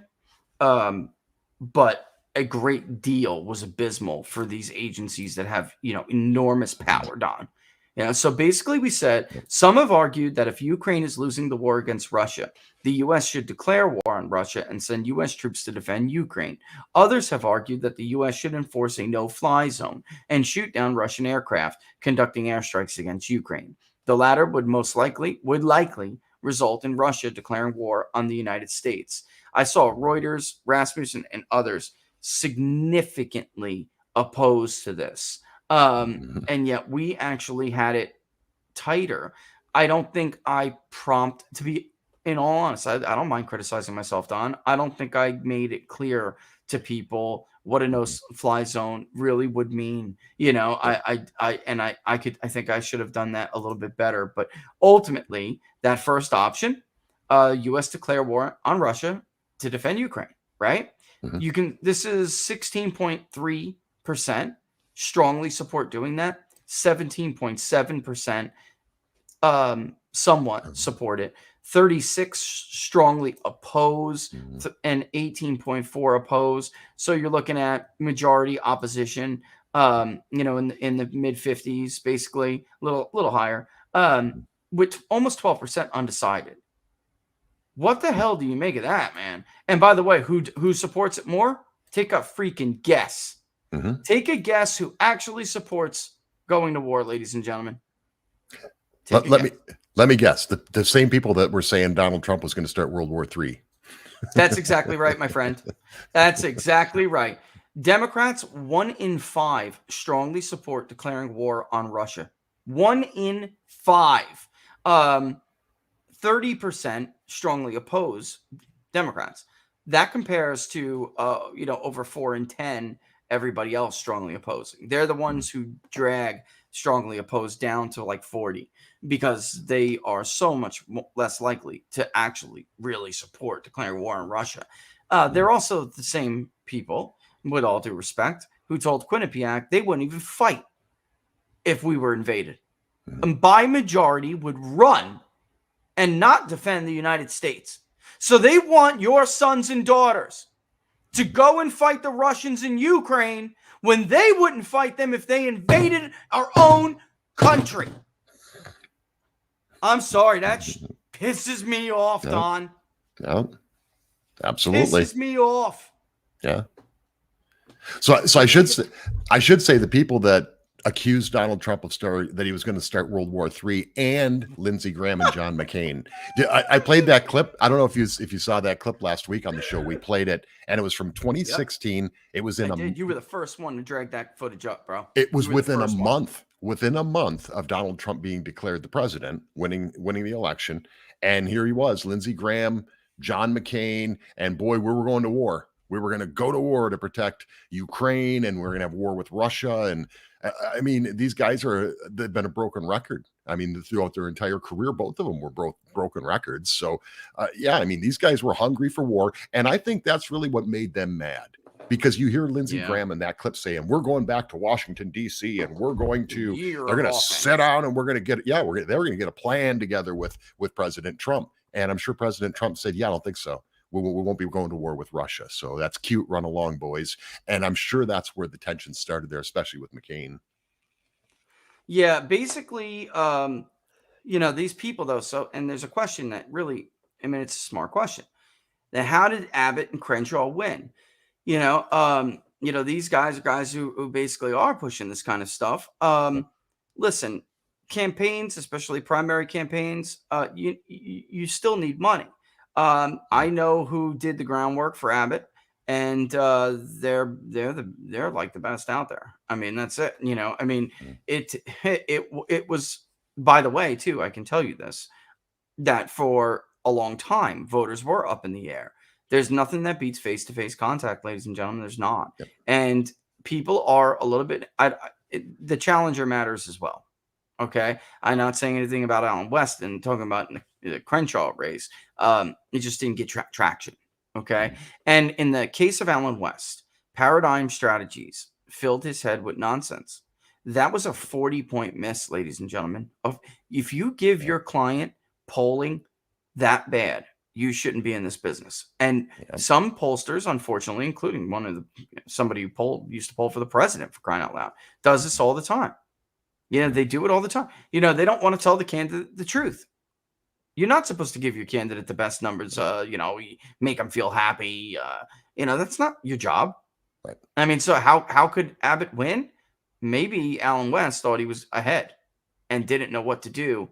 He did not do the right thing, make the right. Don, speak to that. How important that is to have the right information, so if you're down and why are you down. What can I do to fix it? Yeah, and that's what we were just talking about here a minute ago when we first started. It's important. First of all, the number one thing is you have to have accurate data. You have to have accurate data, but then you have to know what to do with that data. How do I, just like when you put this all together, and you do it with your team, which is really cool. You figure out exactly what the proper question is, right? So it's the same when you get that data and you say, okay, so here's the data I have. Here's how people feel, especially my constituents. So here's the proper message to let them know what I'm going to do, so they understand exactly what you're going to do. If you've got garbage data, it's garbage in, garbage out, right? If you've got bad data, you're going to make bad statements. You're going to make bad policies. You're going to make bad decisions. So it's all tied together. You've got to have great data, and then you've got to have somebody that understands what to do with that data and how to make it make sense to people, but fit who you are, right? That's that conviction thing. It's got to fit who you are. So it is the most important thing to have good data, and then to take that data and do good things with it. So what you're talking about there with Alan West, if you've got data that says you're smoking this thing, you got it. You're good to go. And your data is going to be, your messaging is going to be terrible because you don't have good data. You have data that's 40 points off. I mean, that's insane. So all of that stuff is important. It's how you win. Yeah. Or lose. Yep. People are asking us about the AG race. We can't really go there at this point. I mean, look, the bottom line is, Gohmert is going to leave Congress. I mean, he threw a Hail Mary there. There you go. I mean, there you go, guys. Infer, guys. Okay, infer. Act like our voter file model and the machine learning model, and infer what cha-ching means. Okay, come on. And I like. So I like him too, but this was very disappointing. Fact is, get into it. But another question somebody asked, which I was going to ask you anyway, is what's your take on Donald Trump's handling of this thing with Ukraine? Right. So I get that he wants to give the impression I'm stronger. Look, he is weak. And that is why Putin pulled the trigger here. So I understand he wants to talk tough and talk bold. But at the same time, he would not have started this conflict. He would not have. Right. So what's it's like a tightrope for Donald Trump here, this issue. Yeah. It's a tightrope.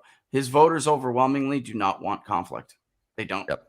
And that's why he's winning almost 18% of liberals in the likely voter model. Exactly. Yeah. And I think it, like you said, this is a delicate situation because he's in a unique position. And so we obviously all anticipate that he's going to run in 2024. Yeah. Typically, obviously, you're the outgoing president. And when it comes to conflicts and wars and things like that, you should mostly kind of stay out of them and up. But if you're also trying to position yourself as the candidate in 2024, you kind of got to stay in it. So it's a really difficult position for him to be in. I think, okay, the whole thing about the airplanes, right? The MiGs. Well, they got to give the MiGs. So you got Poland who wants to give us MiGs, and then we're supposed to give them to Ukraine. Here's the difference between Biden and Trump. Trump would have said, well, then give them the damn planes. Yep. Why are you giving them to us so we can give them the planes? You want to give them the planes? Give them the planes. That's Donald Trump. That's strength. It's just saying exactly what a lot of people are already thinking. Why do we have to be a middleman? Why is it so important that we're the middleman in that thing? So, but the bottom line, the real bottom line, I think I already said bottom line a couple of times. So here's the real bottom line is this doesn't happen with Trump as president. No way. You think Putin would have done this with President Trump in office? Why do you think he waited? Anybody? He waited to amass his troops until Trump was gone. So that's really what it all comes down to. Is this is a strength. It's a leadership through strength kind of thing. He had it. This guy doesn't. Bottom line. Yeah, that's it. I mean, you have been measured and you are found wanting. I mean, that's it.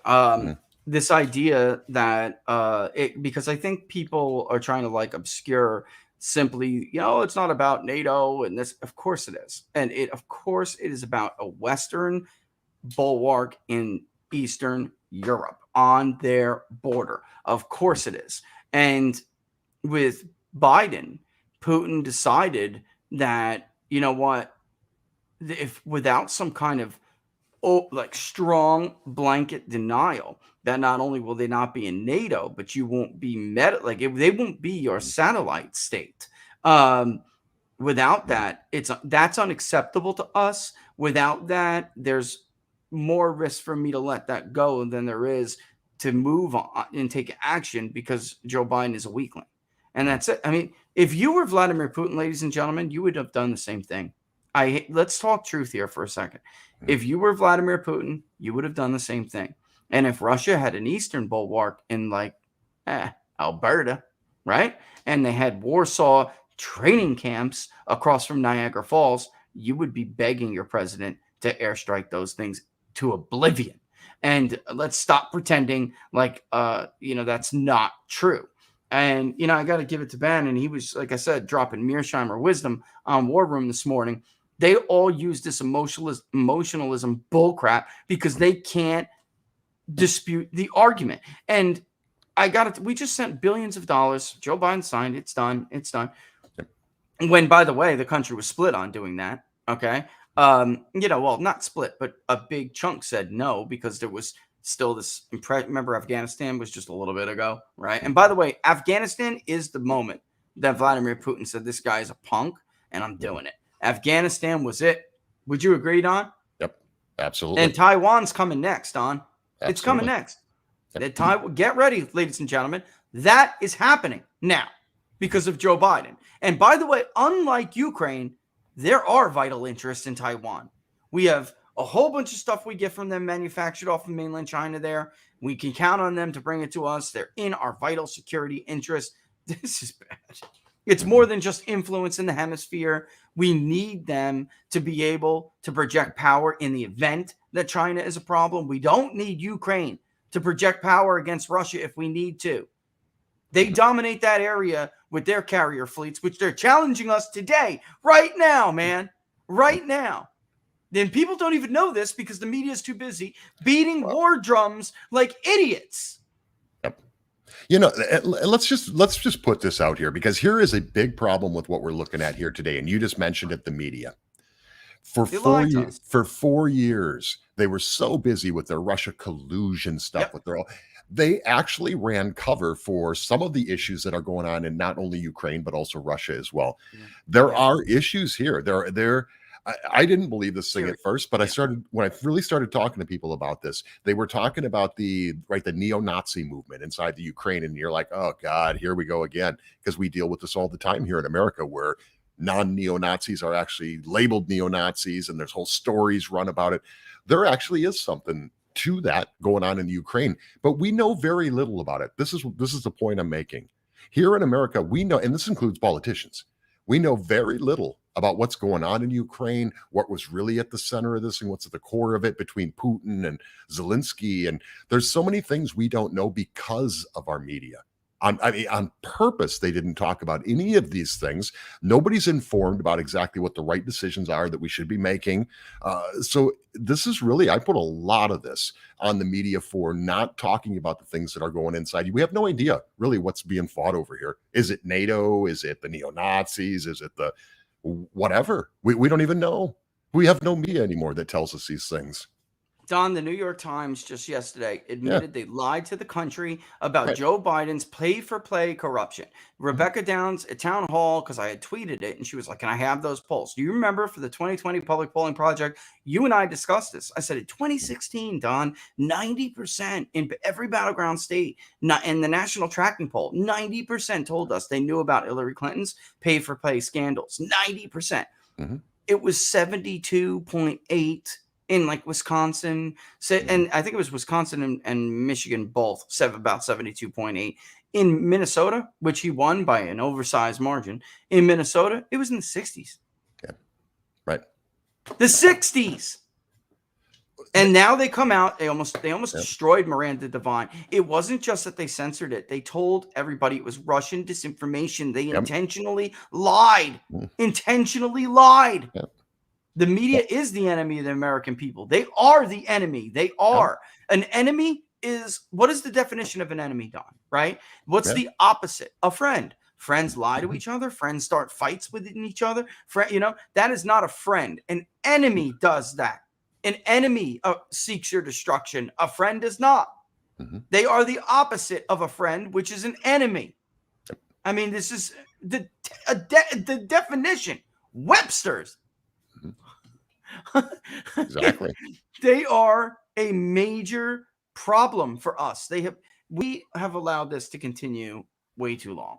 And, we've allowed these enemies in corporate media. We've allowed with their crooked business model, of like, taking money from people who are not in the interest of the American people. So thus the American people will never get the real story. Pfizer, and then you have people that are just dumb. This is the West's major problem. A crooked media, dangerous media, and stupid and dangerous leaders. Lindsey Graham has proven himself to not be worthy of where he is, Don. Not where he's reckless. He's immature. This is dangerous. It's not just a matter of, I disagree with him politically. He's a dangerous man because he's so freaking stupid. Adam Kinzinger is a dangerous man because he's a stupid tool. These are people who are threatening our safety with their stupidity. Mitt Romney. Tulsi Gabbard is a traitor because she dared to ask questions about maybe perhaps it's not a good idea for there to be biological weapons of any kind in a third world dump crooked country like Ukraine. She's a traitor. And okay. So let's just take what I said here a minute ago about the media, right? So the media not covering any of this stuff, not informing anybody. They're not their job. They don't feel their job is to inform. They feel their job is to control the narrative, control what you think. Think about some of these things. Think about Mitt Romney's position, Lindsey Graham's position. If people in America really knew the whole story of what's going on, like you just said, what's really going on in Ukraine. And I don't mean to be bashing the Ukrainian people. I hate to see what we're watching here on TV. I feel bad for them. I also feel a little bad for the Russian people too, who really have no control over any of this either. This is Vladimir Putin doing this. So, but if people really knew the level of corruption, look at all the things that got shut down, the Burisma stuff, all these different things that we never learned about. If people knew those things, they would realize how idiotic these statements by Mitt Romney and Lindsey Graham and some of the others are. I totally agree. And unfortunately, I don't know how anybody could read the New York Times anymore after being lied to by Maggie Haberman, one of supposedly their top and best reporters. Maggie Haberman lied to you, ladies and gentlemen. She didn't mislead you on accident. She wasn't duped by Adam Schiff, who was her source the entire time, okay? But remember the dossier? She pretended, oh my God, she was like feigning shock. Oh my God, I can't believe the DNC and Hillary Clinton paid for that dossier. You remember that? I had no idea. My sources didn't tell me that. Get the hell out of here. You're a freaking tool and you are a liar, ma'am. You are a liar. But think about this, just the very premise of those people. So Navarro, Haberman, Natasha Bertrand, another. Yeah. Look how they present these people to the American people. So right from the very get-go, it's dishonest, right? Because because Anna Navarro is a huge conservative, voted for Obama twice, voted for Hillary, doesn't have a single conservative position on anything, but they present her to you as the conservative. Maggie Haberman, conservative. No, they're not. The Morning Joe dude, Jennifer Scarborough. Rubin. Joe Scarborough is still, he was a Republican. He's a Republican. No, he's not. So Never was. Never was. Really? I mean, with his R next to his name, that's it. But he never was a Republican. Right. So before these people spew a single word, they've already lied to you. I wonder if his wife found any women dead in his office lately. I mean, these people get away with just the most incredible things. Yeah. Jussie Smollett gets out of jail the other day pending his appeal. You wouldn't get out of jail, ladies and gentlemen, because you would never have been granted that hearing for an appeal in the first place.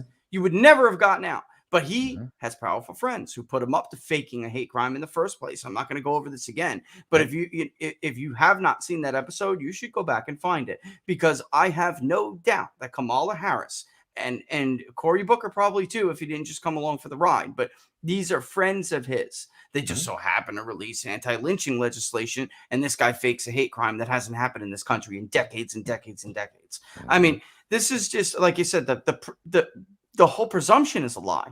Everything it begins as a lie. And they have the nerve to talk about propaganda, misinformation, the lack of freedom of press in Russia. I never want to be lectured about how Putin treats the media again. Never again, Don. The stories, all of them. And again, ladies and gentlemen, if you did not see it, the New York Times admitted yesterday they lied to you about Joe Biden. And why is that, Don? You saw the poll. This guy's not a viable guy anymore. He's not viable. Even if he doesn't drop before 2020, he's not going to be able to win. And now they just cut him loose. They just cut the ties. Kick his trash. Just get rid of him. So I mean, the knives are out now, or they're not really out. It's not knives, but they can acknowledge what happened now. That I never like attacking people, for personal failings like this. Like, addiction can hit anybody. Everyone in their family has had an issue with it. You know how open I've been about my own issues. I just don't see how anyone could have expected somebody like Hunter Biden to be valuable enough to make this money himself. And how the American people were hit. This information was hidden from them. He was a bag man for his daddy. And I'm telling you what John Ratcliffe, when he was done at DNI, as the director of national intelligence, when he went back to Texas, how concerned he was, man, about what he knew about the Biden family. He basically thought China, not basically, there is a man in the White House who is beholden to a foreign power, or at least, has taken accepted bribes. That's how the Chinese bribe you. For people who don't know this, the Chinese don't bribe politicians or leaders of big corporations.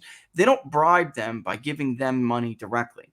They just, stack, cash in the pockets of their family, and then their family kicks it back. That is the Chinese corruption model. And so anybody who knows how the Chinese work, when you hear the allegations of what Joe Biden did, it's obvious. And, the former president should have listened to John Ratcliffe, should have listened to John Ratcliffe, not his son-in-law, and he should have put that damn information out there, which Ratcliffe wanted to do.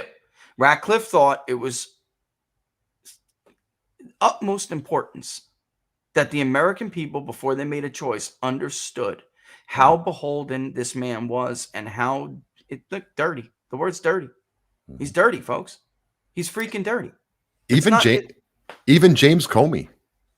Look at in 2016. Even James Comey, as compromised of an individual as he is, was like, I got to put this information out there. So he put it out there. I'm talking obviously Hillary's emails. When that came up. But even he went, people need to know this. And in that case, he was right. So, I guess a broken clock, but, even he had the courage to stand up and go, okay, look what's going on here. These people actively suppressed it. And now we have an administration that talks about disinformation, misinformation all the time. And they're going to boost trusted content. To this day, that tweet is still up by Jen Psaki that the whole Hunter laptop thing was Russian misinformation, disinformation, because it was intentional. Yeah. And they bring all these, I call them TikTok twits, influencers. So you see that one idiot? There's a Twitter account. If you guys don't follow it, it's Libs of TikTok or Liberals of TikToks or something. And she does a fantastic job aggregating some of the most crazy things you'll see on TikTok. But one of those people, she was at the Biden White House, and she immediately went and did a TikTok video as instructed by the president, the administration, to lie to the American people about the source of gas price increases.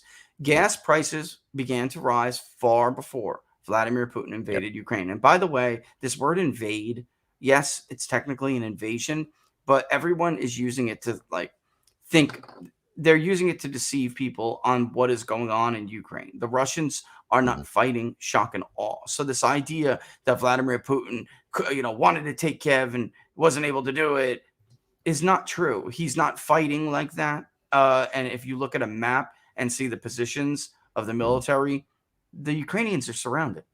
They have one path, Western Europe. They haven't begun to close the claw. They really haven't. They were shooting strategic target, taking out strategic targets. I mean, this is like, I think they want people to think the Russians are weak. I think that's what they're doing here. They want the American people to believe the Ukrainians can resist, so the Russians are weaker than we thought. And that would goad them into supporting conflict with Russia. Folks, we get into conflict and they're going to fight hard. And they haven't even put a fraction of the forces that he lined up on the western border, a fraction have gone into Ukraine. Fraction. So this would be a catastrophe. It would be a lot of life lost, Don. And sadly, because the media lies, because of Biden's special interests, Zelensky banked on us doing more than we ever could. And, that I really think too, it's not just Ukraine. Biden has financial interests and obligations in Ukraine and Russia and China. And so he really personally can't make that decision. He can't.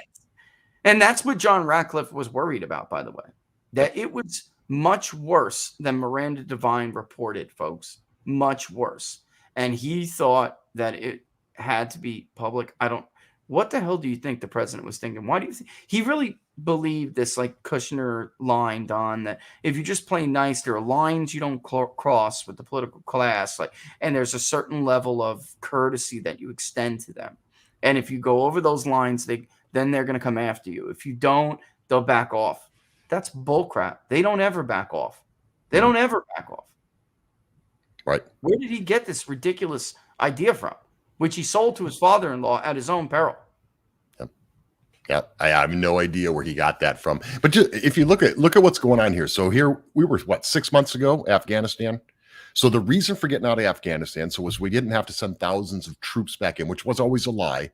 That was never the other alternative, that we were going to have to send 50,000 troops back into Afghanistan. Nobody talked about that ever. And the troops were supposed to actually have been home, 5 months earlier under the Trump plan that they wanted to make this about. But the other part of this was he was going to save money for us, right? Because do you know how much money we're spending in Afghanistan? And true enough, we were spending money in Afghanistan. So what does he do here? The other day, he sends $14 billion to Ukraine. So, and there's no connection to that. Nobody there's no honest media anymore that says, hey, wait a minute, didn't you just say 6 months ago that it sent troops over there? We've sent troops over now into Europe. So all those things, I mean, it's got to be one or the other, right? But there's no honest media anymore to question him about that and to say, hey, well, what you said this and you say, it's just, that's how everything is just so upside down right now. This is just insane. Yeah. So, I mean, honestly, what I worry about here is more than just a conflict with Russia. Of course, China's going to help Russia. They're going to, they are. And that will lead them to, because now he's put us in such a bad position. And this is what the guys of the gaggle were arguing for months and months before all of this came. They totally predicted this, because what they have done what Biden and these foreign policy elites, these, I almost used a bad word, these morons, what they have done to us is put us in a corner where there will be a conflict. There will, because look, again, nation states are rational actors and make rational decisions. They do. And he made a rational decision that Biden was weak and he was going to take NATO because they were never going to concede to his demands.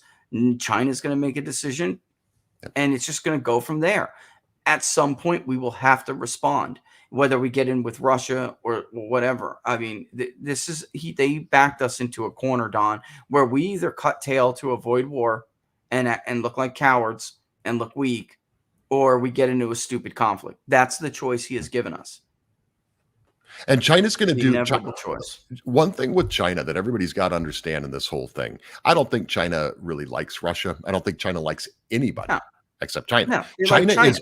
Yeah. They're going to do what they need to do for their own best interests. So their end game in this thing, they're loving this, right? Because they've got Russia on one side against the United States, the two countries they would love to weaken the most. So China's interests are to prolong this thing and make it drag out as long as humanly possible, cause as much damage to each country as humanly possible, and then pick up the pieces when it's all said and done. So there's a lot of talk I hear people talking about China teaming up with Russia.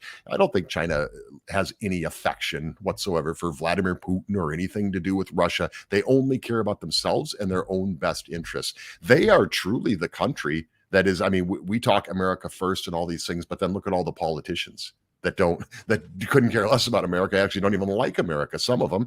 And so they don't do anything that's America first. China is actually a China first country. They don't care about anybody else, and they do what's in their own best interest. So keep that in mind when you hear these pundits on TV talking about China teaming up with Russia and all these kind of things. They'll team up with them enough to prolong this thing as much as humanly possible, to use it. I wanted to pull this up. This is another great book, guys. It is called Chinese Business Negotiation Style. And I don't know if Ian is listening. Is he? Let me check the chat. He'll know. He also speaks Chinese. He's got a great accent, by the way. My tones are not that good. But I haven't used it in a long time either. But basically, the Chinese don't like to fight. They like to get other people to fight for them, and that has always been the case. Why? The Chinese, this is regarding Chinese pacifism. Lin Yutong provides a short but thorough analysis. The Chinese are the world's worst fighters because they are an intelligence race, backed and nurtured by Taoistic cynicism and the Confucian emphasis on harmony as the ideal of life. They do not fight because they are the most calculating and self-interested of all people. All right. And then what does basically Fang say? He says, although the Chinese are not an outward fighting people, they have been known for infighting, or Wulu Dao, a term coined by Bo Yang in 1992. A popular saying reveals a marked difference between the Chinese and the Japanese, which is why this tiny little island used to whoop them all over the place. They got smarter, folks, and they decided we can win without firing a shot. All right. A Chinese all by himself is an awesome dragon. Long, but three Chinese together are no better than a worm. Chong, right? A Japanese all by himself is no better than a worm, but three Japanese together are as awesome as a dragon. All right. So I know that sounds crazy, but look, if you read it, you'll get an idea how they are. They're pragmatic and they're thinkers, and they have determined that, the nature of they're cutthroat in business and in politics. Don't get me wrong, but they have determined that the nature of their fight is a different way of fighting than Americans, who are impulsive and stupid. That's how they view us. Impulsive, too emotional. Oh, and by the way, I meant to read this. It was a great. Did I lose the page? It was a great quote. Basically, there's no room for emotionalism. There is no room for any of this. We don't believe that is the way, and you'll make a stupid, irrational decision. You'll make a mistake if you allow your emotion to cloud your reason. And they view us very much to be impulsive, and we have no patience. We let our emotion, we wear our emotions on our sleeve, and we let it dictate to us dumb decisions. and they just feel they just can sit back, Don, and let us destroy ourselves. Like Russia, sure, Russia. We don't like Russia, but they'd be a great tool to help, to help take those puppies out. And look, Lemon Minty and actual, they're like, are they wrong? No, that's the question. And it's not wrong. It's not unpatriotic for us to acknowledge that. It's patriotic for us to acknowledge where we have our failings and our mistakes. That's how you better yourself. The hell ever happened to self-actualization in this country, Don? Mm-hmm. What happened to admitting that you're not perfect, that you're a flawed and fallible creature, and that you have room to grow? What happened to that? Now everybody is an expert. Mm-hmm. Everybody knows everything, right? About everything. And that they have, and we're like, superior in every way. Aristotle had a word for that. It's called hubris. Yep.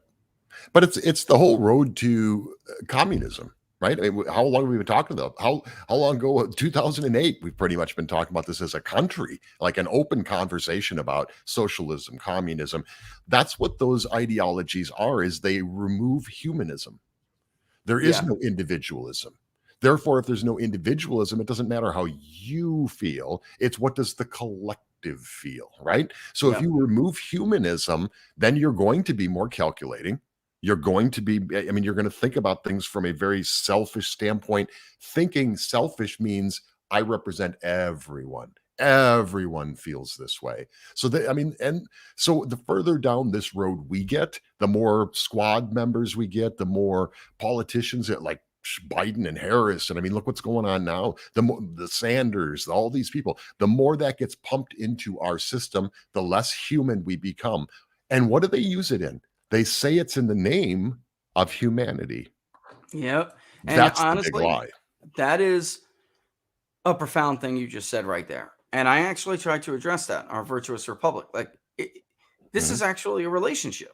Like a mathematical relationship. The bigger those views, those ideologies, and those bureaucracies of people that share those ideologies, and the more they impose that stuff on society, the less human we become.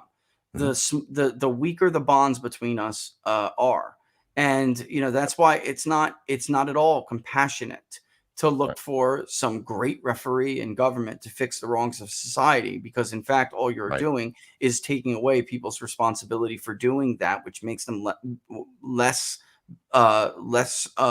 moral people, less virtuous people. And once upon a time, we understood that, Don. We really did. We understood it, that the people who created this country and they got that.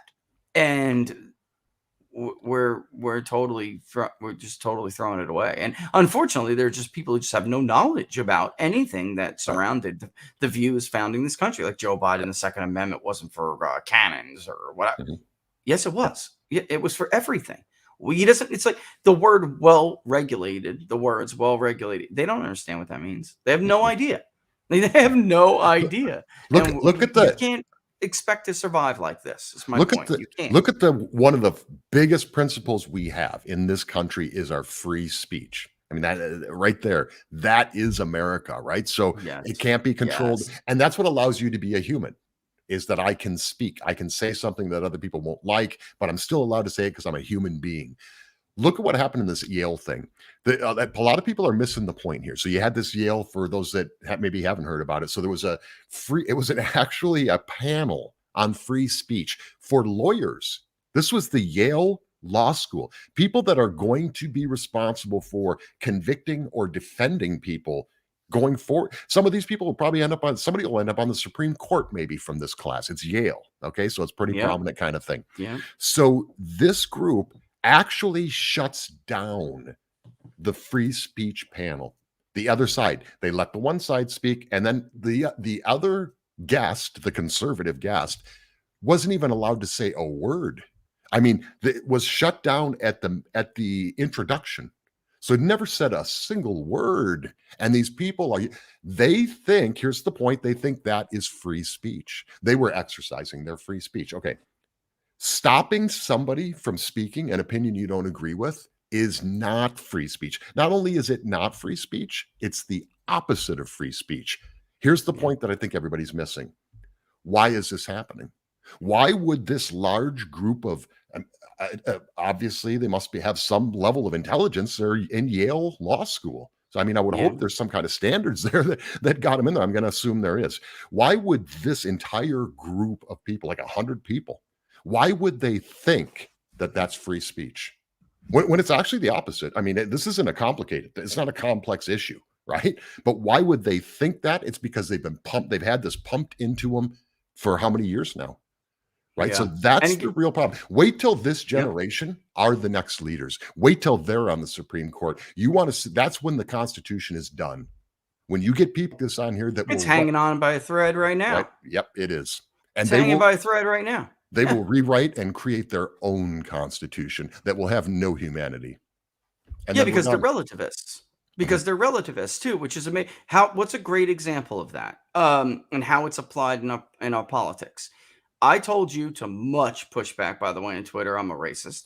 I told you that Joe Biden picking an African-American woman because she's African-American alone at the Supreme Court will result in a radically crazy nominee who believes in retribution and who believes in relativism. And I said that because no self-respecting African-American woman would have taken and accepted that nomination, knowing that she was picked only for the color of her skin. Now we got Jackson, right?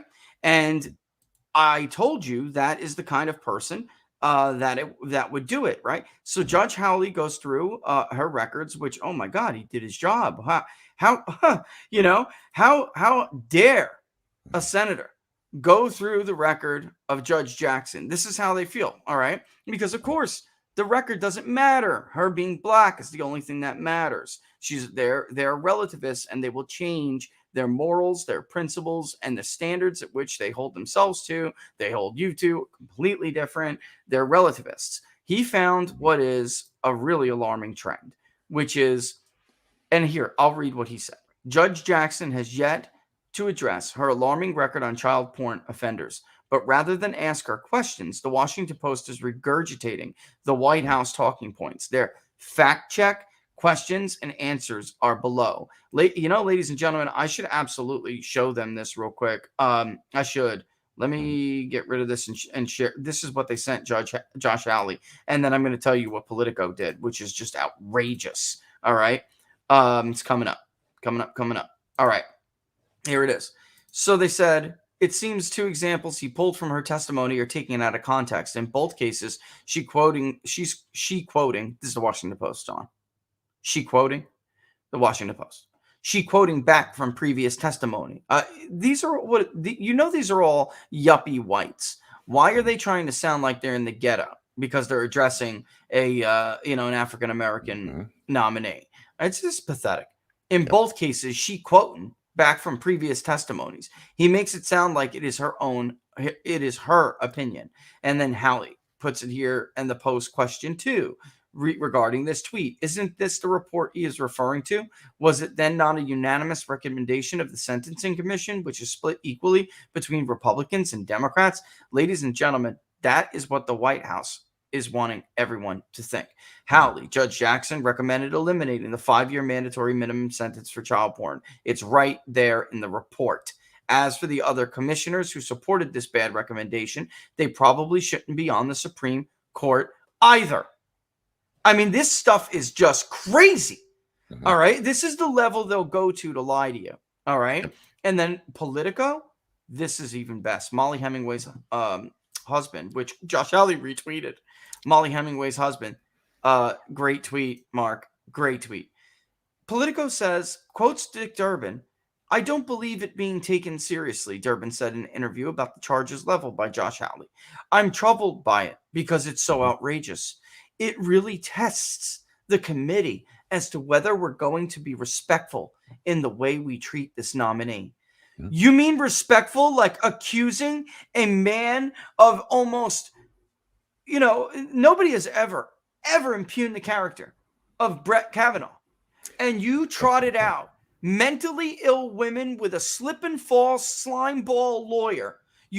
Two, by the way, because listen, what's her name's lawyer was also well known for pushing garbage. She's a Democratic lawyer that is hired by Democrats on the regular to give these bogus testimonies in committee to push public opinion, right?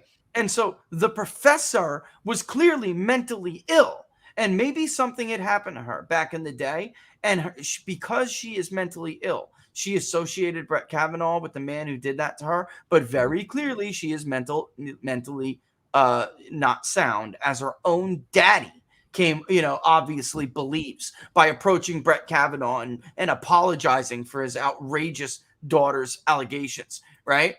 Yep. This now, because they're relativists, they care about how we treat nominees again, ladies and gentlemen. This is such a load of crap. Yeah, man was crying in front of 300+ million people because he had been so hurt by what they did to him. Good for you, Mark, by the way. Good for you. I'm retweeting that. Good for you. Yep. You get a retweet. Enthusiastically touted baseless rape allegations are now suddenly worried about the other party isn't being respectful. Amen, Mark. But that's relativism, folks. But that's what happens when you have inhuman moral relativism. Right. And okay, to even take that a step further about the lack of humanity in this thing, let's not kid ourselves. They don't care about her.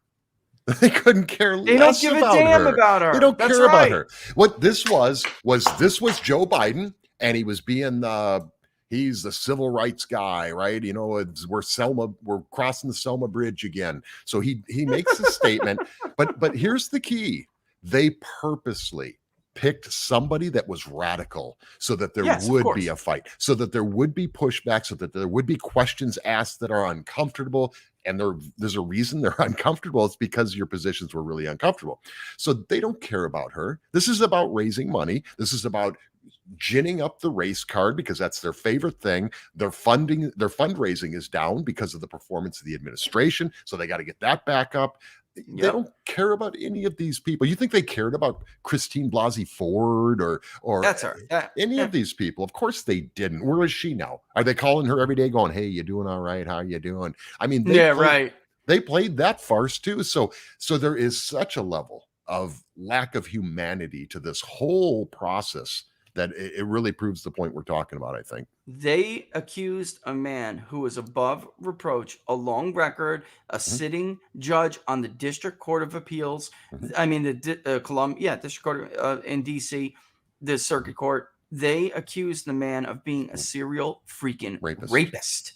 And now they're defending a woman who clearly believes, look, there is, and this should be spoken, there is a growing number of people in the Democratic Party elite who believe that the next civil right thing is pedophiles. All right. They are. I've interviewed a doctor. He is one of the forefront. He led it in Canada, which, by the way, it took, which is that they're not really criminal. It's not their fault. They like, children. She gave this guy a light sentence. Let's just be real here. She gave these people light sentences because she's one of these people. End of freaking story. That's why. That is why. She believes what many in the Democratic elite believe, which is that it shouldn't really be criminal. It's not their fault. They're attracted to, just like I'm attracted to women and you're attracted to women. It's the way you were born. It's like look, I'm not going to put them in the same category, but LGBT came after, transgender, obviously followed gay rights. This is the next one to drop. They've been actually talking about this for many years. Of course, they're not remotely in the same category, but actually, transgenderism is totally different. Not remotely in the same category with the DOMA issue, the Defense of Marriage Act, or something like that. They want it in that category. They believe that should be. If honestly, gay people, when this happens, should be the first to be outraged because that's who they're going to piggyback this off of. They've been taught. The doctor himself in Canada said, he was using it with his studies. He was already using, the homosexuality as a predicate. It was crazy. I was stunned. I was absolutely stunned. The pictures on the wall were, Don, like it was making pedophilia mainstream. There's no other way it was making it mainstream. It was sick. Absolutely sick. I mean, we're even to the point now to where you have a pedophile, you have a person who identifies them as a pedophile. Guess who's the bad person? Yep. Because they're minor attracted people. They can't help it. Oh my God, they can't minor attracted. That's the word. Minor or something like that. That minor is actually the word. Minor attracted. That's right. This is now you're a freaking pedophile, and you need to be dealt with. Yeah, that's right. Yeah, this is crazy. And by the way, social media, they actually protect the hell out of these people. I'm telling you, they protect. They don't think that your view is dangerous, Don. Conservative views are dangerous. Yeah. Donald Trump is dangerous, but these people, they can't help it. They're not really dangerous. Society is going to have to accept that they were born this way and it's not their fault. You brought the Kavanaugh thing up, right? So there was all these charges. Her friends didn't even recall any of this happening. They had no recollection of anything she was talking about, and they were supposed to be there. Minor attracted persons. I just looked at my notes. Yep. Minor attracted persons. Yep. It doesn't sound nice. They sound like good people. I'm gonna go have a beer with them. Yeah, you're the bad person. If you call them a pedophile, they want that word outlawed. So again, it's removing all humanity. That's the path we're on, and that's what this is all about. Look at just this week. You had USA Today, what's the Rachel whatever, the person in the Biden administration, the guy. He's a guy. Rachel Levine. Levine is USA Today's one of their women of the year. Ladies, doesn't that piss you off? It should. It should. My God, that's modern feminism. Yeah.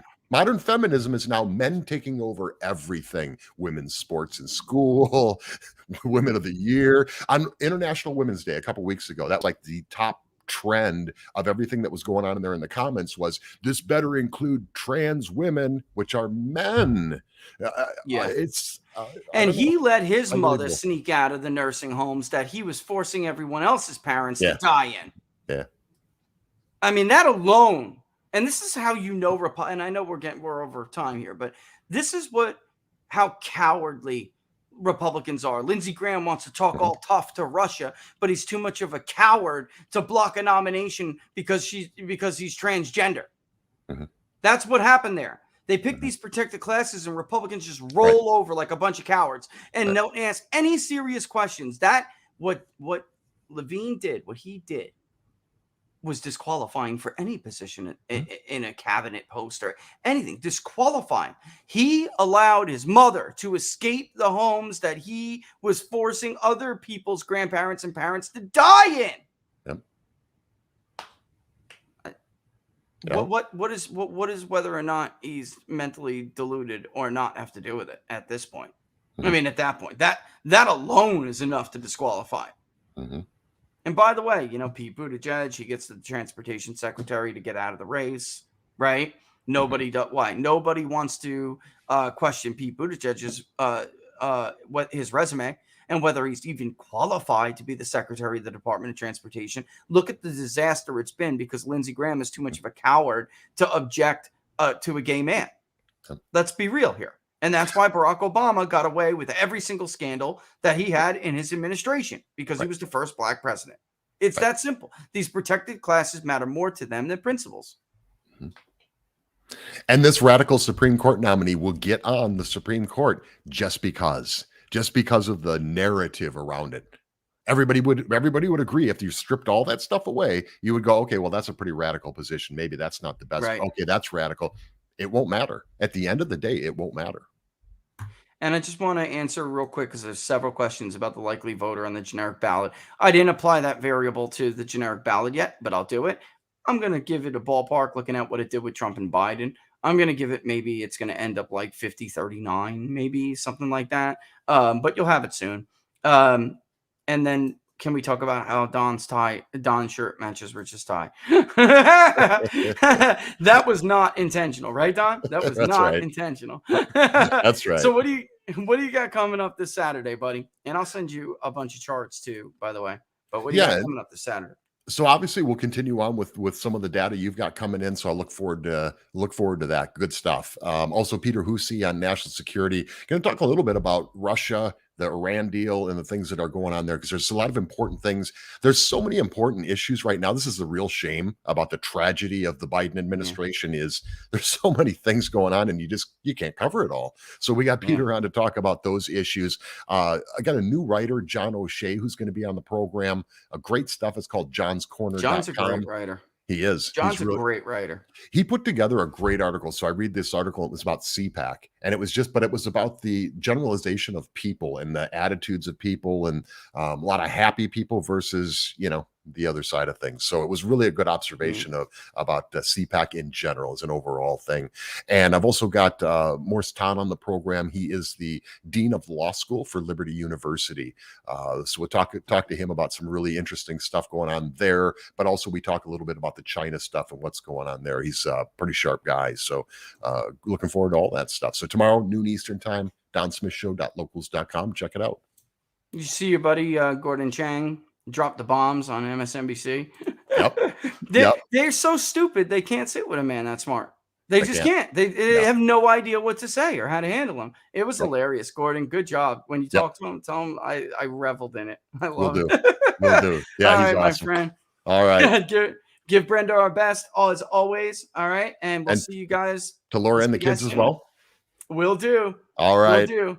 Thanks for joining us, buddy. Thanks. All right. Bye-bye. See you soon. Don't forget, guys, to check out Don Smith's Rumble channel as well, because he does not stream YouTube anymore. They just they put the target on his back. And once you got that target on your back, it's just no point anymore. I mean, the last one was just totally ridiculous about widespread election fraud. No, it was Matt Boyle talking as a member of Breitbart, a member of the media, and they don't like Matt Boyle's views. He first of all, he never even made that comment. But that's how they are, pricks. What can I tell you? So check out his Rumble channel, which is why I'm constantly imploring all of you to join Rumble, because I could be there one day and gone the next. Rumble, you'll never have to worry about that. And I'll be on Don's show tomorrow, which starts at noon Eastern Standard Time. Always a great show. All right, folks, with that in mind, keep your eye out for some more results. I'm going to make some questions look pretty. That's what I'll be doing this afternoon. Sending them out. It's a big thing. We'll calculate the Registered Voter Economic Confidence Index, see how that held up from last month. I hope it ticked up a little bit, at least, but we'll see. And then everything else, the Russia stuff, I will get that out there. And then also I will also add to the crosstabs a duplicate question. That is like, here's the generic ballot. Here's 2024. Registered voters will be the default. Likely voters will be the one right after it. I'm just going to add it to the crosstab below each one and then apply the different weight variable to that row, to that section of rows. All right, which is the question. All right. All right. So with that in mind, I'm out like trout. Everyone have a fantastic weekend. Locals, I'll see you soon. Everybody else, I'll see you Monday, right? Or no, I will see you on Saturday at noon Eastern Standard Time on the Don Smith Show. All right. Better be there. All right. And with that in mind, I'm a ghost. Don't forget, folks, if you like the video, give us a thumbs up. Subscribe. If you're not a subscriber already, hit that notification bell ding. That lets you know we're going to go live. But when you sign up to Rumble, there's that little join locals button right around over there. All right, peoplespundit.locals.com. It's a great time to join the community. You'll get exclusive access to polling. You'll get early access to polling. You'll learn a lot about how polling is done. We'll do it together. It's a great community event, but also it will help us to bring you better 2022 election coverage. All right, we have a goal. We had hit that goal to make that dough. It's not cheap, which you guys will see. And somebody on Locals did say, why don't you just start a forum for it? I may, because it is that much. All right. I may. We'll see, though. Let's try to build the community. All right. And with that in mind, I'm out. All right. See you guys soon. Deuces.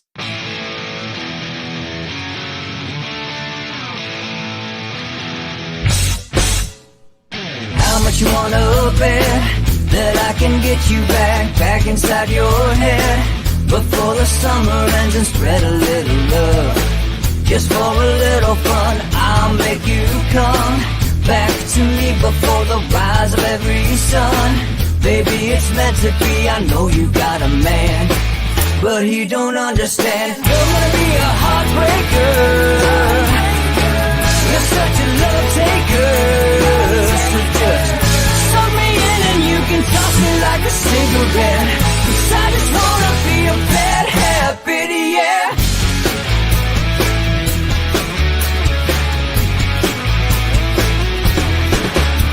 There's rhythm in our love, it's impressive, excessive. You can't make this stuff up. My chest beats, it's restless, wakes the neighbors up above. Yeah, baby, come and show me love. Baby, come and show me love. Because you're gonna be a heartbreaker. You're such a love taker. So just suck me in and you can toss me like a cigarette. 'Cause I just wanna be a bad habit, yeah.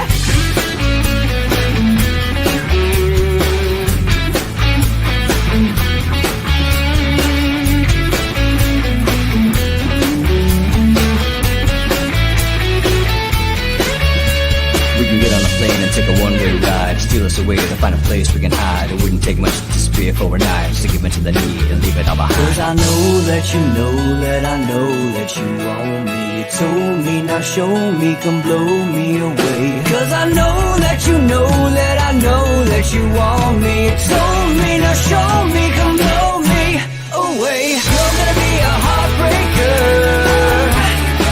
You're such a love taker. So just suck me in and you can toss me like a cigarette. 'Cause I just wanna be a bad habit, yeah. You're gonna be a heartbreaker. You're such a love taker. So just suck me in and you can toss me like a cigarette.